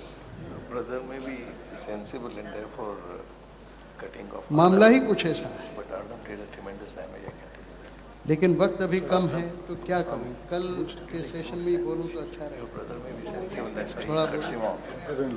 देखिए, थोड़ा अभी मैं जिसको संस्कृत में बोलते हैं सूत्र रूप में कह देना कि बहुत मुख्तसर में कह देना, छोटे में एक बात इशारा कर देना, उसकी तफसीलात हम बाद में करेंगे। जिसको व्याख्या कहते हैं वो बाद में, भाष्य बाद में करेंगे। अभी तो मंत्र रूप में बात करें। जहाँ तक फ़िरका परस्ती का सवाल है, मैं करीब करीब सभी खास मुस्लिम देशों में बहुत छोटी उम्र से जाता रहा।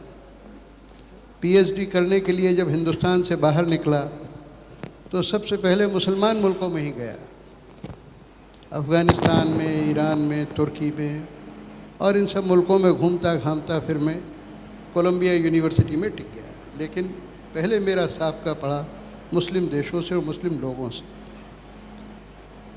मैंने क्या महसूस किया, पिछले 45 साल से कोई साल शायद ऐसा नहीं गुजरा हो कि किसी मुस्लिम देश में महीना 2 महीना में न रहा। रमज़ान के महीनों में भी अपने सब पड़ोसी मुल्कों में रहा हूँ। मैं आपको बताऊं कि मैं आरएसएस से भी ज़्यादा ख़तरनाक, आरएसएस तो कुछ नहीं है, मैं आर्य समाजी परिवार में पैदा हुआ और हैदराबाद के लोग आर्य समाज को जितना जानते हैं पूरा मुल्क नहीं जानता। ये आपको मालूम है? कुरान शरीफ पंडित नरेंद्र शर्मा, नरेंद्र जी, वो मेरे घर ठहरा करते थे इंदौर। वो आपके यहाँ के निज़ाम को सबसे ज़्यादा उन्होंने तंग किया। खैर, मैं ये कहता हूँ कि मैं आर्य समाजी परिवार में पैदा हुआ। कुरान शरीफ मैंने 12-13 साल की उम्र में जितनी समझ में आ सकती थी पढ़ी। 15 साल की उम्र में बाइबिल पढ़ी और बाइबिल में सारे ईसाई लड़कों को परास्त कर दिया, उनको चित कर दिया।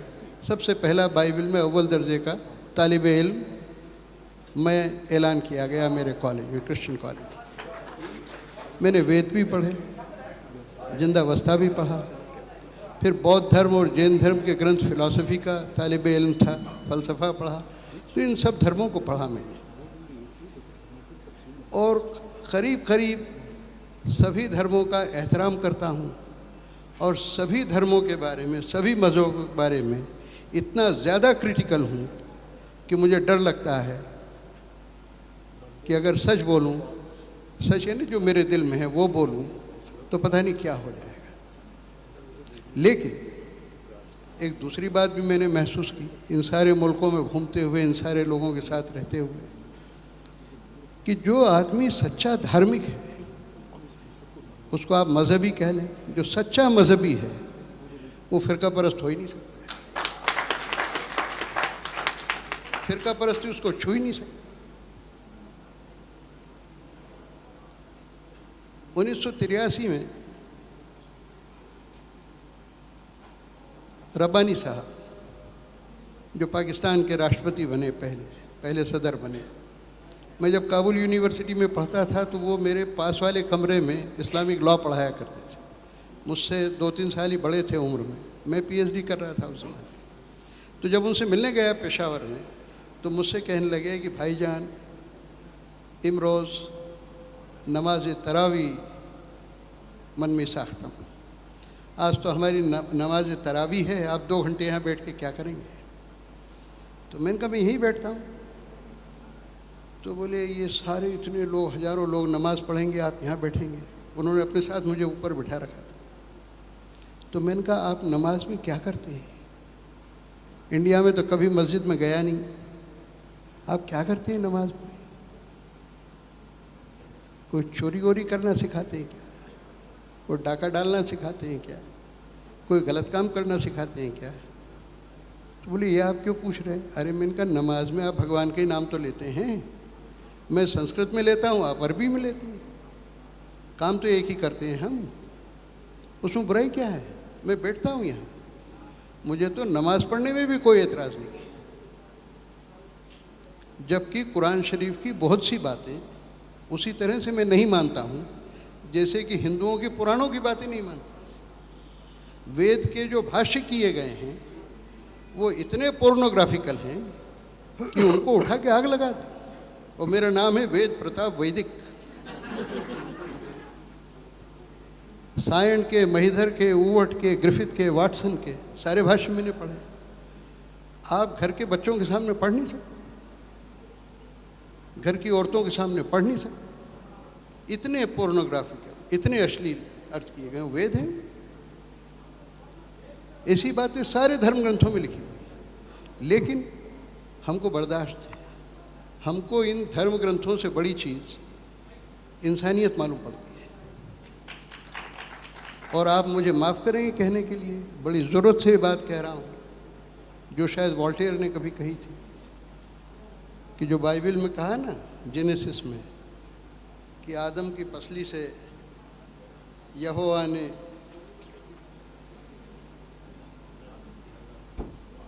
हवा को पैदा किया और फिर सृष्टि बनी, कायनात शुरू हुई। मैं उल्टी बात कहता हूँ कि ईश्वर ने आदमी नहीं बनाया है, आदमी ने ईश्वर को बनाया है। भगवान को आदमी ने बनाया है, वरना सारी दुनिया में ईश्वर एक जैसा होता है। लेकिन हिंदू का ईश्वर अलग है, मुसलमान का ईश्वर अलग है, ईसाई का ईश्वर अलग है। किसी के हाथी का मुंह लगा हुआ है, किसी के सूअर का मुंह लगा हुआ है, किसी के गाय का मुंह लगा हुआ है, किसी के 10 हाथ है, किसी के 20 सिर है। तो ईश्वर तो हमने बनाया है। ईश्वर ने हमको कब बनाया हमको तो पता नहीं। हम रोज़ ईश्वर को बनाते हैं, रोज़ देखते हैं।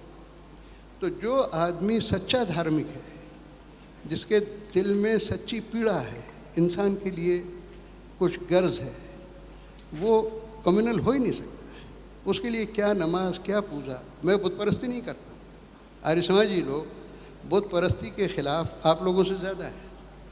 मुसलमान क्या खाक बुत शिकन है? आर्य समाजियों ने लाखों मूर्तियाँ गंगा और यमुना में बहवा दी, महर्षि दयानंद ने शास्त्रार्थ करके। लेकिन अभी मुझसे आप कहें, यहाँ किसी में हिंदुओं के किसी समारोह में जाऊँ, वो कहें कि वो सरस्वती की मूर्ति को माला पहना हो तो पहना दो। क्योंकि मेरे लिए सरस्वती से बड़ी मेरी बहन है सीमा, जो सामने बैठी है। मेरे पास किसी मूर्ति से बड़ा मेरा आदमी है, जिसके लिए मैं जान देने को तैयार हूँ। अगर वो खुश होता है तो मैं कर दूँगा। इसीलिए मैं कहता हूँ कि मेरे लिए मुसलमान, ईसाई कोई मजहबी भेद है नहीं। इसलिए जो फ़िरका परस्ती का सवाल है, ये बड़ा तफसील में बोलने की बात है, छोटे में सेमिनार में मैं कह नहीं सकता हूँ। इसको यहीं छोड़ देता हूँ, वक्त बहुत हो रहा है। जो सच्चा धार्मिक आदमी है वो कोई फ़र्क कर नहीं सकता है। मैं रोज़ा रखता हूँ, जब जाता हूँ मुसलमानों से सख्त रोज़ा रखता हूँ, सहरी भी नहीं करता हूँ, सिर्फ इफ्तार करता हूँ शाम को 24 घंटे में एक बार। और कई बार कई मुल्कों के लोग, वहाँ के बड़े बड़े मौलाना और सब लोग मुझे कहते हैं आप सहरी तो कीजिए, आपको कुछ हो जाएगा। जून का महीना है, पेशावर में इतनी गर्मी पड़ती है। मैंने कहा नहीं, मैं सहरी नहीं करूँगा, 24 घंटे में एक बार खाऊँगा, एक बार पानी पीऊँगा। और इसका उल्टा भी देखता हूँ। जिन मुसलमान भाइयों के घर में ठहरता हूँ, काबुल में, पाकिस्तान में, मैं उनसे कभी नहीं कहता। ईरान में, ईरान के शिया लोग तो बहुत कट्टर हैं, मेरे बहुत जिगरी दोस्त हैं, कभी नहीं कहता हूँ कि गोश्त मत खाइए। मैं तो पक्का वेजिटेरियन हूँ। आप विश्वास करें कि 8-8 दिन उनके घर में गोश्त बनता ही नहीं, अंडा बनता ही नहीं, मछली बनती ही नहीं, क्योंकि वैदिक साहब ठहरे हैं हमारे यहाँ। अरे मैं इनका, मेरी वजह से इन बच्चों को क्यों तंग कर रहे हैं आप? तो बोले नहीं, ये बाहर खिला लाएंगे इनको। आप हैं, आप हर्ट होंगे, आपको बुरा लगेगा। मैंने कहा हमको कुछ बुरा नहीं लगेगा, आप खाएं बस, हम नहीं खाएंगे। तो ये क्या है?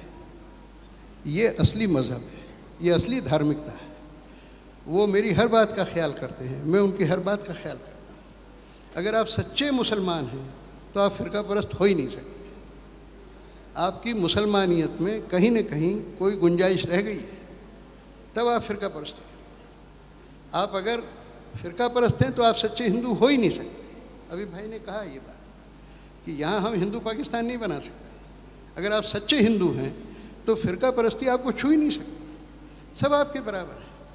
यानी हिंदुओं में ऐसे ऐसे संप्रदाय हैं। अभी इन्होंने कहा आपको, मुझे मुसलमानों में मुझे मालूम है कि 60 संप्रदाय हैं आपके यहाँ करीब, जो कि पक्के मुसलमान हैं, लेकिन 57, 58, 60 तरह के मुसलमान हैं।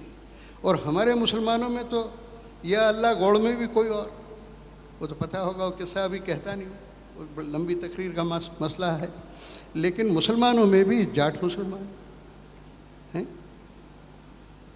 और वो पाकिस्तान में ब्राह्मण मुसलमान, राजपूत मुसलमान। गुलबुद्दीन हिकमत यार का नाम आपने सुना होगा, अफ़गानिस्तान।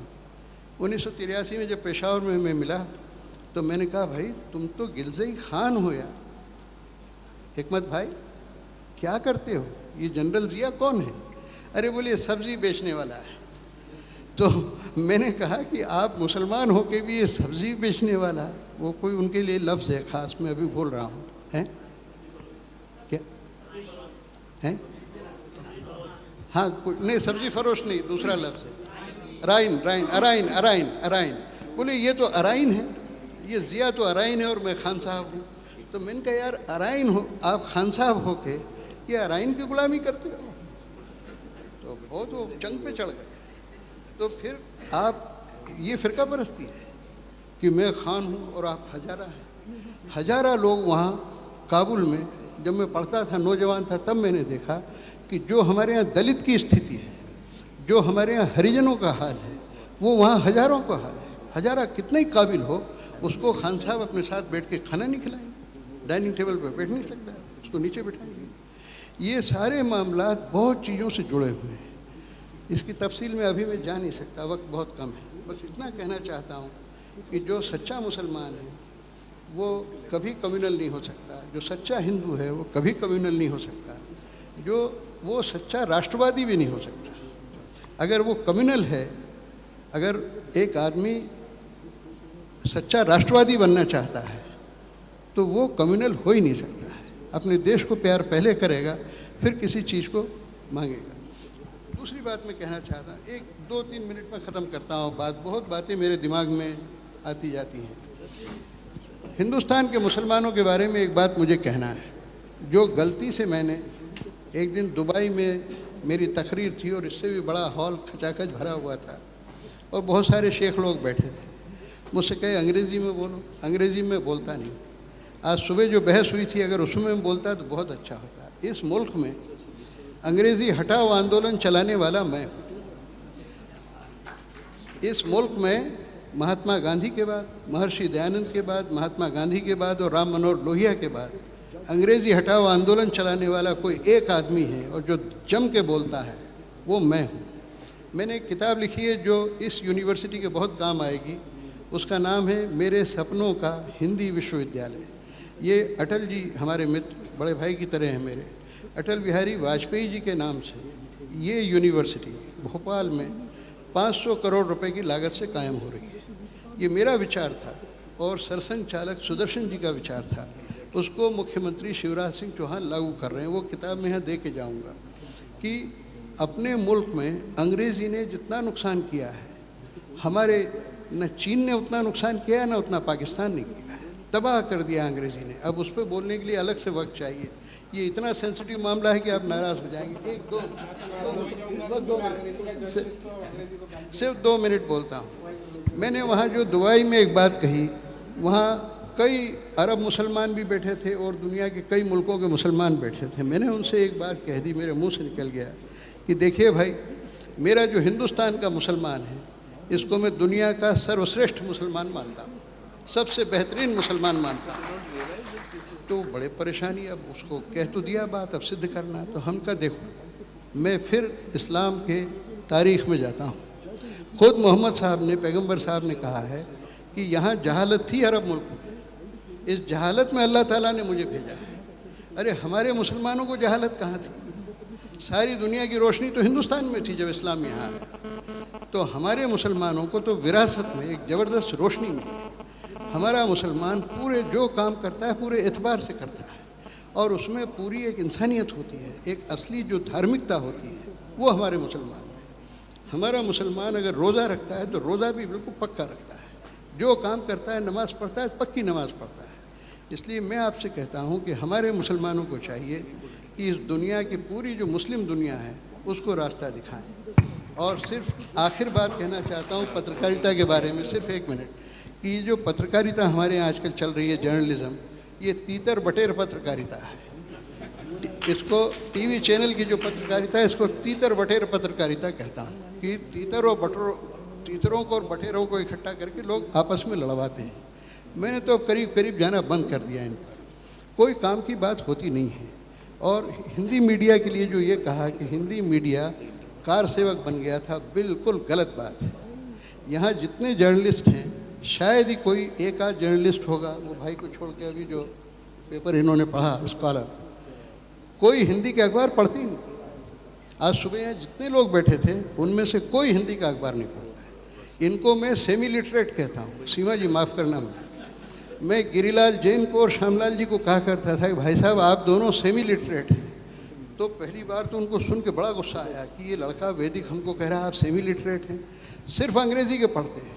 अरे भाई हम अंग्रेज़ी के भी पढ़ते हैं, हिंदी के भी पढ़ते हैं, उर्दू के भी पढ़ते हैं और दूसरी फॉरेन लैंग्वेजेस के भी पढ़ते हैं। यहाँ हमारे इंग्लिश जर्नलिस्ट सिर्फ इंग्लिश के अखबार पढ़ते हैं। अरे पढ़ो क्या लिखा था। जब वो टूटा है, जब मस्जिद टूटी है वहाँ पर, तो मैं पीटीआई भाषा का एडिटर था। सारे पूरे हिंदुस्तान में और विदेशों में जो खबरें गई हैं मेरे कॉरेस्पॉन्डेंट योगेश माथुर ने दी है। मैंने वहाँ खड़े किया उनको, पूरी रात वो वहाँ खड़े रहे। वो दिसंबर का महीना था, 6 दिसंबर का दिन था 1992 का।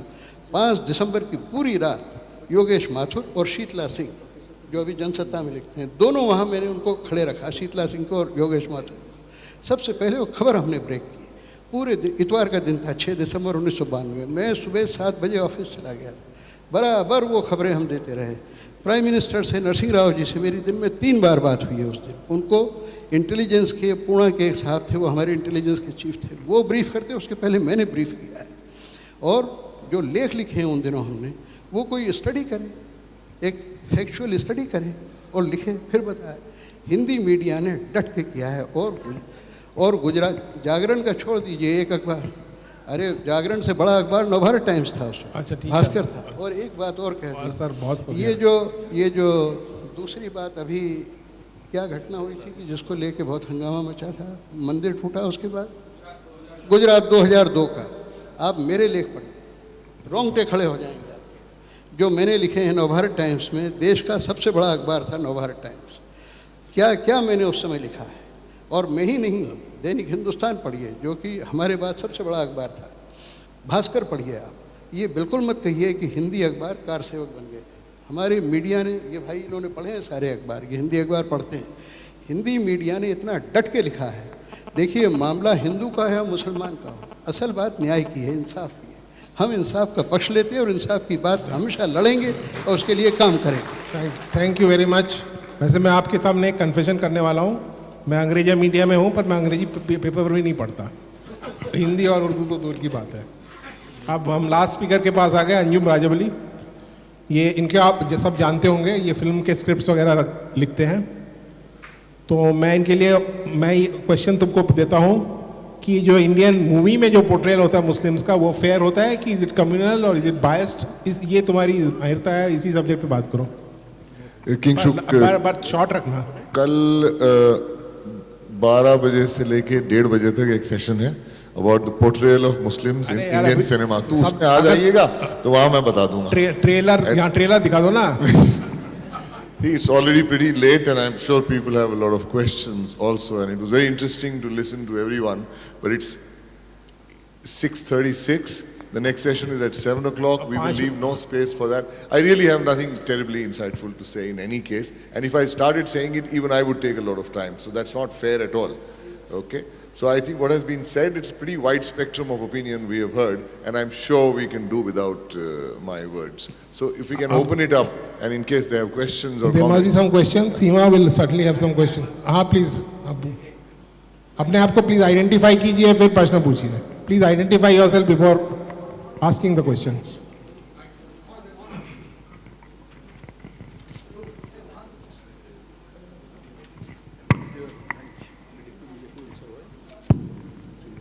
अभी मुस्लिम्स क्वेश्चन नो स्टेटमेंट नहीं question question straight away question पूछ रहा हूँ मैं और क्वेश्चन किसको डायरेक्टेड है वो भी बोलिए और अपने आप को भी आइडेंटिफाई कीजिए. मैं मोहम्मद इफ्तिखारुद्दीन अहमद एडवोकेट हूँ. मुस्लिम्स कम्युनलिज्म और इंडियन मीडिया के बारे में अभी आप तमाम सीनियर जर्नलिस्टों से मैंने सुना. मैं बगैर माइक के भी बात कर सकता हूँ. तो मैं आपसे ये जनाब शेषाद्री साहब से ये मैं पूछना चाह रहा हूँ, जैसा कि हैदराबाद में मक्का मस्जिद ब्लास्ट हुआ. ब्लास्ट होने के चंद मिनटों के अंदर ये हेडलाइंस बताई गई इलेक्ट्रॉनिक मीडिया में कि इंडियन मुजाहिदीन का हाथ है.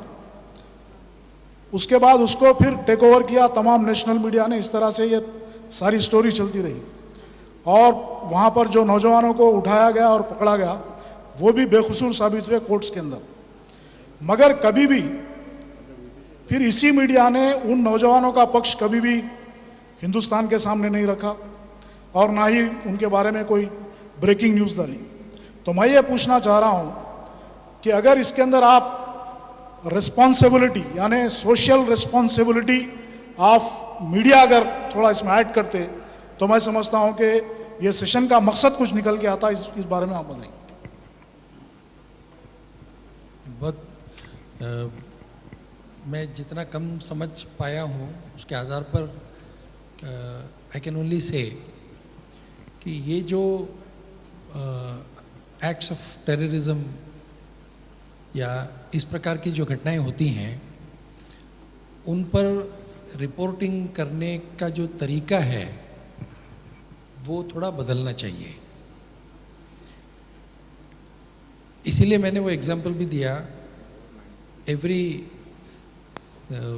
Punjabi is not a Sikh, every Sikh is not a terrorist and every terrorist is not a Khalistani. North east में बहुत इस प्रकार की घटनाएं होती हैं. 80% ऑफ देम आर एक्सटॉर्शंस. और इन सभी घटनाओं का जब तुरंत दिया जाता है उस समय भी हालांकि कांग्रेस की सरकार थी, Congress could have told the media की जो जिस तरीके से आप रिपोर्टिंग कर रहे हैं वो गलत है, नहीं करिए. उन्होंने नहीं कहा, क्यों नहीं कहा उसका मुझे पता नहीं है. But we had taken strong exception to what the then chief home minister said.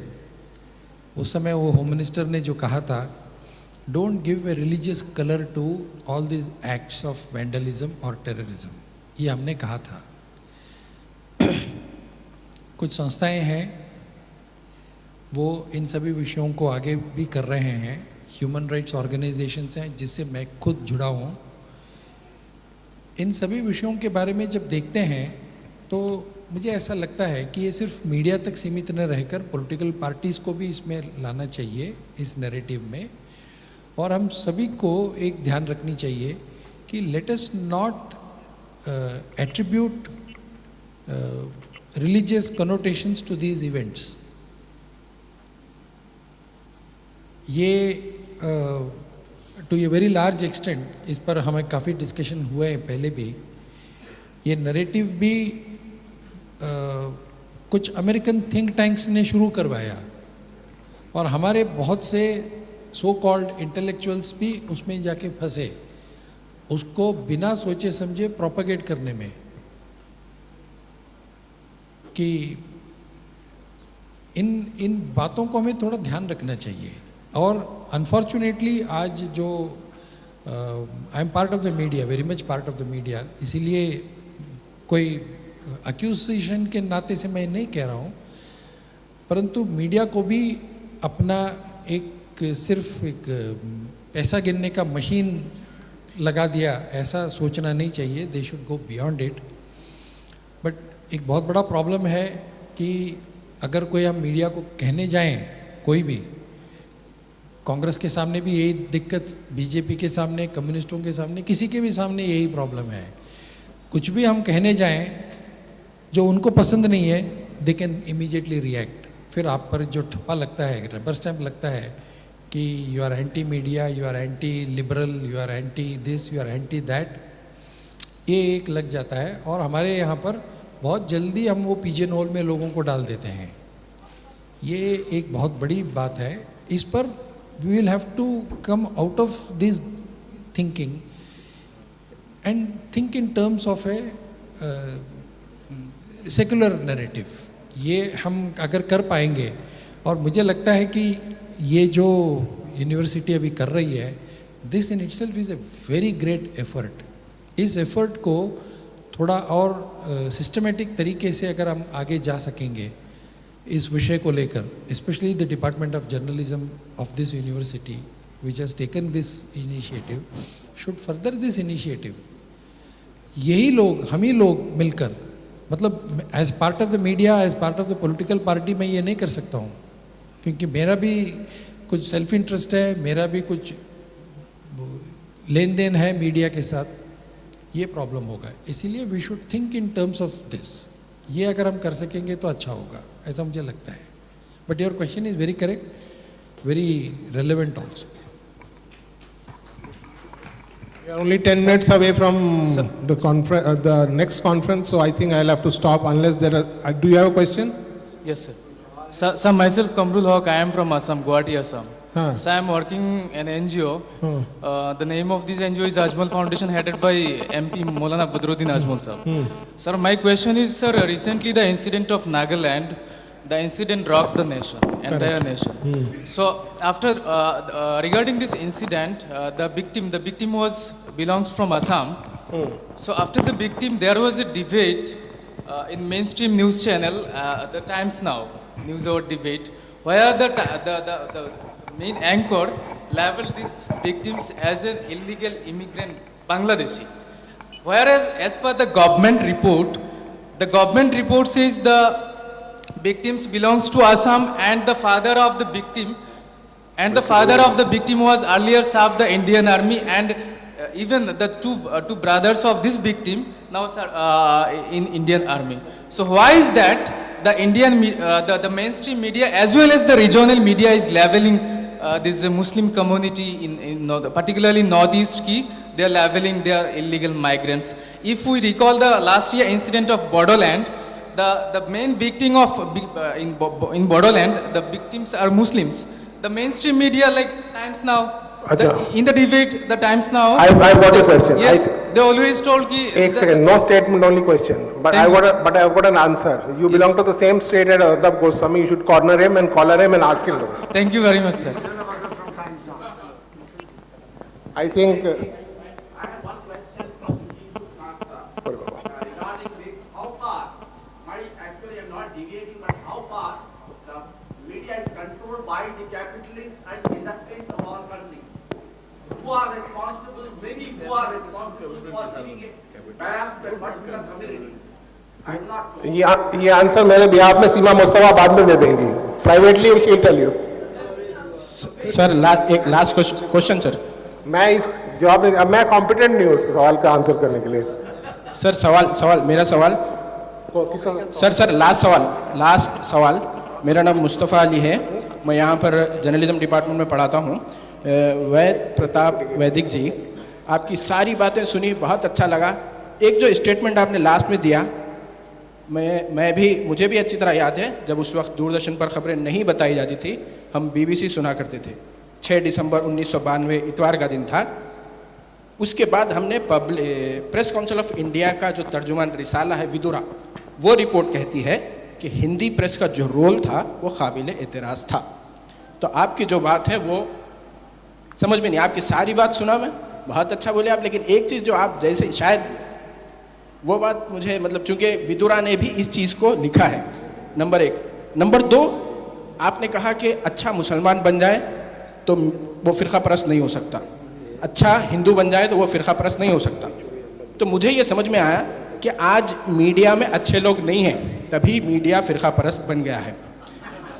ठीक, तो आज ज़रूरत इस बात की है कि अच्छे मुसलमान मीडिया में आने चाहिए, अच्छे हिंदू मीडिया में आने चाहिए। दूसरी चीज़ जो बड़े ही उसके साथ मैं आपसे शेयर करना चाहूँगा वो ये कि मुसलमान बम फोड़ने के, जैसे आपने भी कहा, अडवाणी जी ने कहा था all Muslim are not terrorist but all terrorist are Muslims. Never said it. Advani never said it. Advani never said it. It's incorrect. Sorry. ये SMSs थे। उनसे मंसूब किया गया, इस चीज़ को कोट किया गया उनको। तो इस तरह की चीज़ें उन्होंने कभी कोई स्टेटमेंट ऐसा नहीं दिया, आप फैक्चुअली इनकरेक्ट। ठीक। It was SMS. नहीं मैं But he never said it.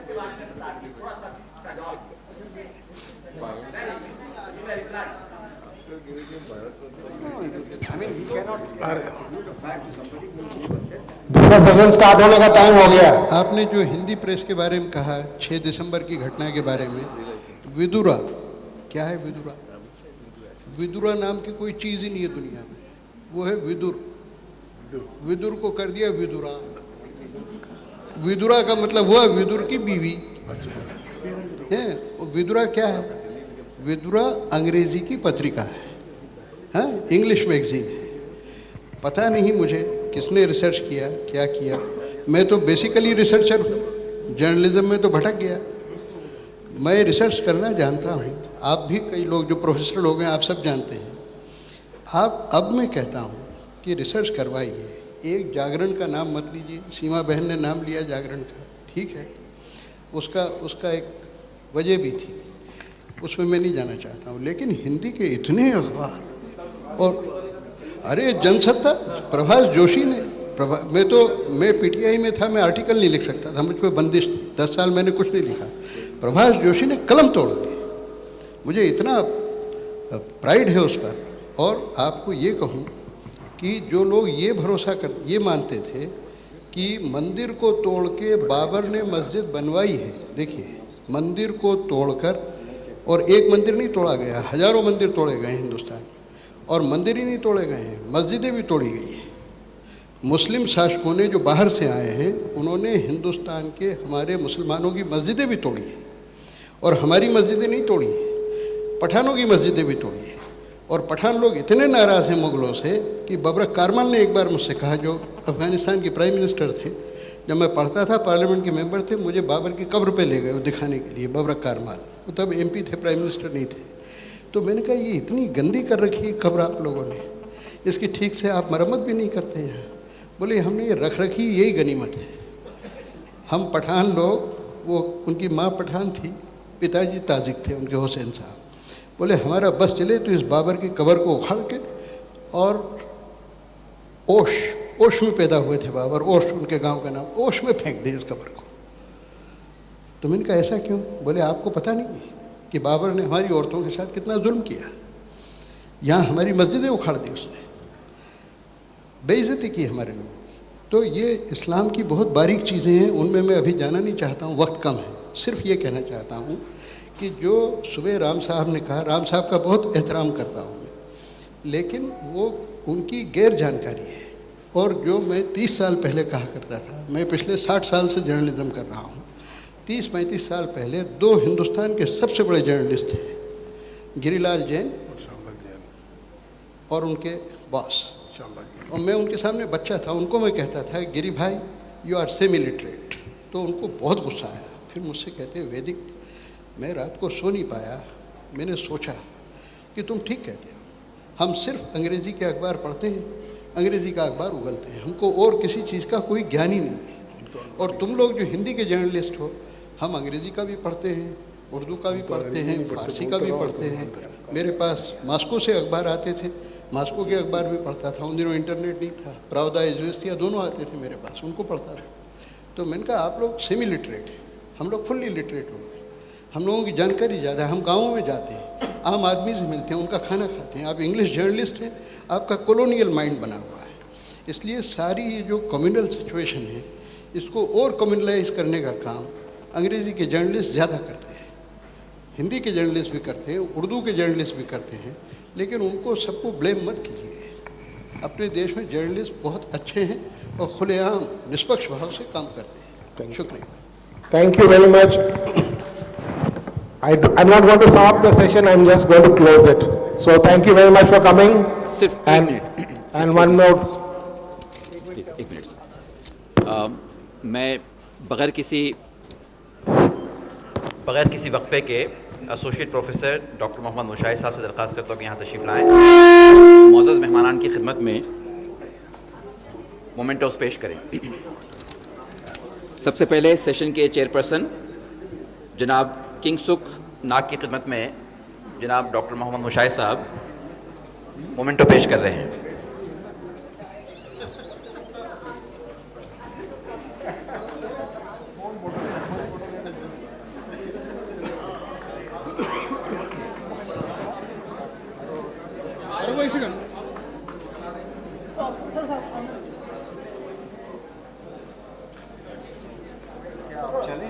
Doctor Mohammad Mushahid साहब मिस्टर शाहिद सिद्दीकी साहब की खिदमत में मोमेंटो पेश करेंगे। शाहिद सिद्दीकी साहब नहीं है, जनाब जफ़र आगा साहब जी, जफ़र आगा साहब,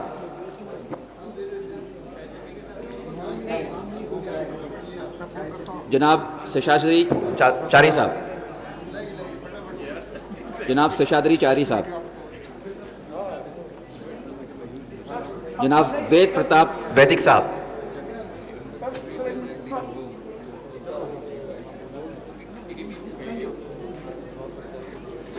जनाब अंजुम रजब अली साहब,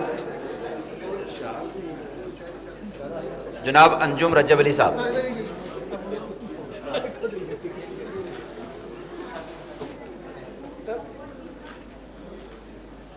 जनाब कुमार केतकर साहब,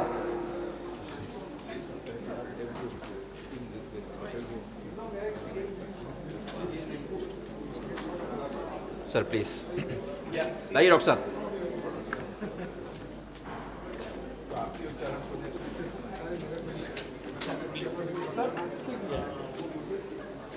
जनाब हिलाल अहमद साहब,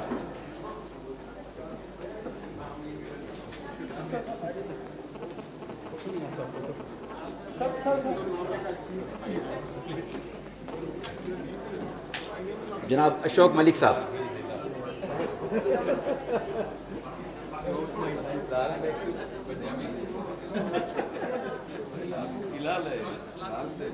अशोक मलिक साहब, हिलाल साहब को दे दिए।